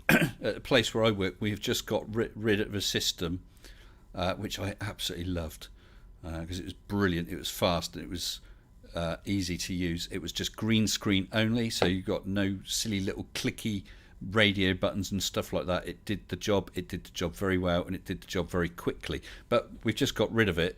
It was originally written, I think, in 1974, and the only people that could still maintain it were brought out of retirement each time to carry out any fixes. So obviously that becomes a massive risk in that if those people are too old or unable or dead and so can't look after it, suddenly your mission critical system fails, you're screwed. So that's why we've gone to a new computer system. Unfortunately, it's, how should we say, shite. There we go. What happened to the old hardware? Well, the hardware. I mean, it's a Unix program running on some Microsoft server, I think, or Unix server. Talking to, we were using Windows machines, so it was running in a window. Yeah, and Gary Little says, "Hey, if you know COBOL, you're in Fat City." Is that now? Because COBOL is what I did. I love COBOL. COBOL is big money. What now? Still? Yeah. If you're what was it? My father-in-law knows COBOL. Yeah. And I he know was COBOL. telling that Yeah, his work got a new COBOL programmer, and how old was he? He was like 55. He was a new guy, and he was one of the young ones. Yeah. Yeah. Well, I know COBOL. I love COBOL. The little computer I'm using on my Lego since 1989 is still working. It hasn't died yet. Has it been online since that time, or? It's been used basically almost every day since 1989. Yeah, but I've replaced the CRT in it twice already. Oh, okay. So it's been off. It's a trash 80. Well, TTF 3700 says there's currently need for the internet to move to TCP/IP v6. Absolutely, but who uses v6? I mean, TCP/IP, whoosh. I mean, that stuff leaves me absolutely bloody cold. Network comm stuff, I absolutely loathe. It always seems that you get it so it's working, and then all of a sudden you come in, oh, it's not working. Why? Some stupid setting buried somewhere, or some little TCP/IP address number or whatever changed for some unknown reason. I hate it. Hate it. I'm pretty sure you are using v6 because a lot of I'd say I don't know, and I don't care. Yeah. I hate it. If you should be able to look up your IP address, and if you're at a good website that looks up your IP address, I think it should be possible to get your v6 address, because a lot of providers just give you a v5 and a v6 address. Yeah. Well, Clive Wells is correct for TGK2. COBOL's common business-oriented language. It's basically data processing. It's very English-looking. Move customer record to order record, or whatever the hell. It's very English, but it was a nice language to learn. When I was doing it, bearing in mind I worked for a computer software house. In our department, I think that we had up to about 30 people in the actual room at a time. We had 6 terminals. That's all. You didn't have computers on your desk. You had terminals, mainframe terminals. So if you were writing a program, you wrote it out on coding sheets. That stack of sheets that you hand wrote were sent down to a punch girl. It's called a punch girl, even though she no longer used punch cards, but she would type it in for you. And then you would compile it, and compiling a program might take sort of 45 minutes or something, and then you would test it on one of the 6 terminals. But I don't know, it was something about it. It was just a nice language to use. Yeah, there we go. Interesting question for you. For me? Yeah, how many digits does microseconds have? How many digits? Yeah. How many digits after the if you put in a time, like the part that is the microseconds? Oh, I don't know. 1 microsecond is 10 to the negative 5. 10 to the negative 5. I thought it was 3 numbers, 3 digits. Well, don't milliseconds. That's milliseconds. Microseconds is 6 digits. Oh yeah. Sorry, milliseconds. Well, Clive Wells, I did BASIC, I did COBOL, some C, never Pascal or Fortran. I looked at, absolutely hated. I did, these are ICL specific, S3, BCPL, and whatever it was, the assembly language on ICL mainframes. I can't remember what it's called. And then various web bits. Well, we are getting very nerdy. Someone saying something about 64-bit or whatever. I remember when I first wanted to buy a computer, not many people had computers, and they were selling them in 1 or 2 sort of department stores, and I'd asked about these 2 machines, because there was no such thing then as a PC. Every manufacturer had different computers. They didn't interact with each other. They didn't even use the same bloody cables or anything. But anyway, I'd asked this guy at this shop, well, what's the difference between these 2 machines? They were quite different prices, but they look similar. And he actually said, well, this one's got 8-bit chips in it, and that one's got 16-bit chips in it. Oh man. Yeah, that sounds like me writing any report in computer science class. Explain the difference between 8 and 16 bits. One has 8, and the other one has 16. He was obviously a salesman or sales boy who had no idea what he was selling at all. But there we go. I did laugh at the time. Yeah. How about learn how to cold turkey? Learn Micon 8 because someone got a new lathe in and it happened to have Micon 8 to run it. Never even heard of that. Micon 8 is a machine language for CNC equipment and stuff. I tried to learn Python not too long ago, and that's like the only attempt at coding I ever tried, and failed horribly, and still don't completely get what I was supposed to do, but it's fine. I used to quite enjoy Visual Basic. That was fun. Visual Basic. Nightmares. I have nightmares from Visual Basic. But then, of course, Microsoft went all proprietary and started tacking on things like, was it ActiveX and stuff like that on their websites. It was so annoying because, like I said, when I first started off, no machines would talk to each other. They used different languages. All the cabling was different. But then when you had the PC and you could buy a disk drive and slot it in, you could buy a keyboard and plug it in and so on. And then someone comes like Apple, it may be beautiful stuff, but it doesn't work with everything else and you're locked in. It's sort of getting away from the whole beauty of standards. Yeah. And then you're getting at Java and you need a virtual machine everywhere. Yeah. And the standard thing does also play in when you think about like online gaming and stuff like that. Like even at a certain point, they are meeting the standards of each other, but just like you're keeping each other separated for like literally no reason. A bunch of games already have crossplay. Like like you said, it's just not taking advantage of what we have. Yeah, but I think the difference between the PlayStation and the Xbox isn't that much anymore, because keeping it somewhat the same comes in the interest of the companies itself. Yeah.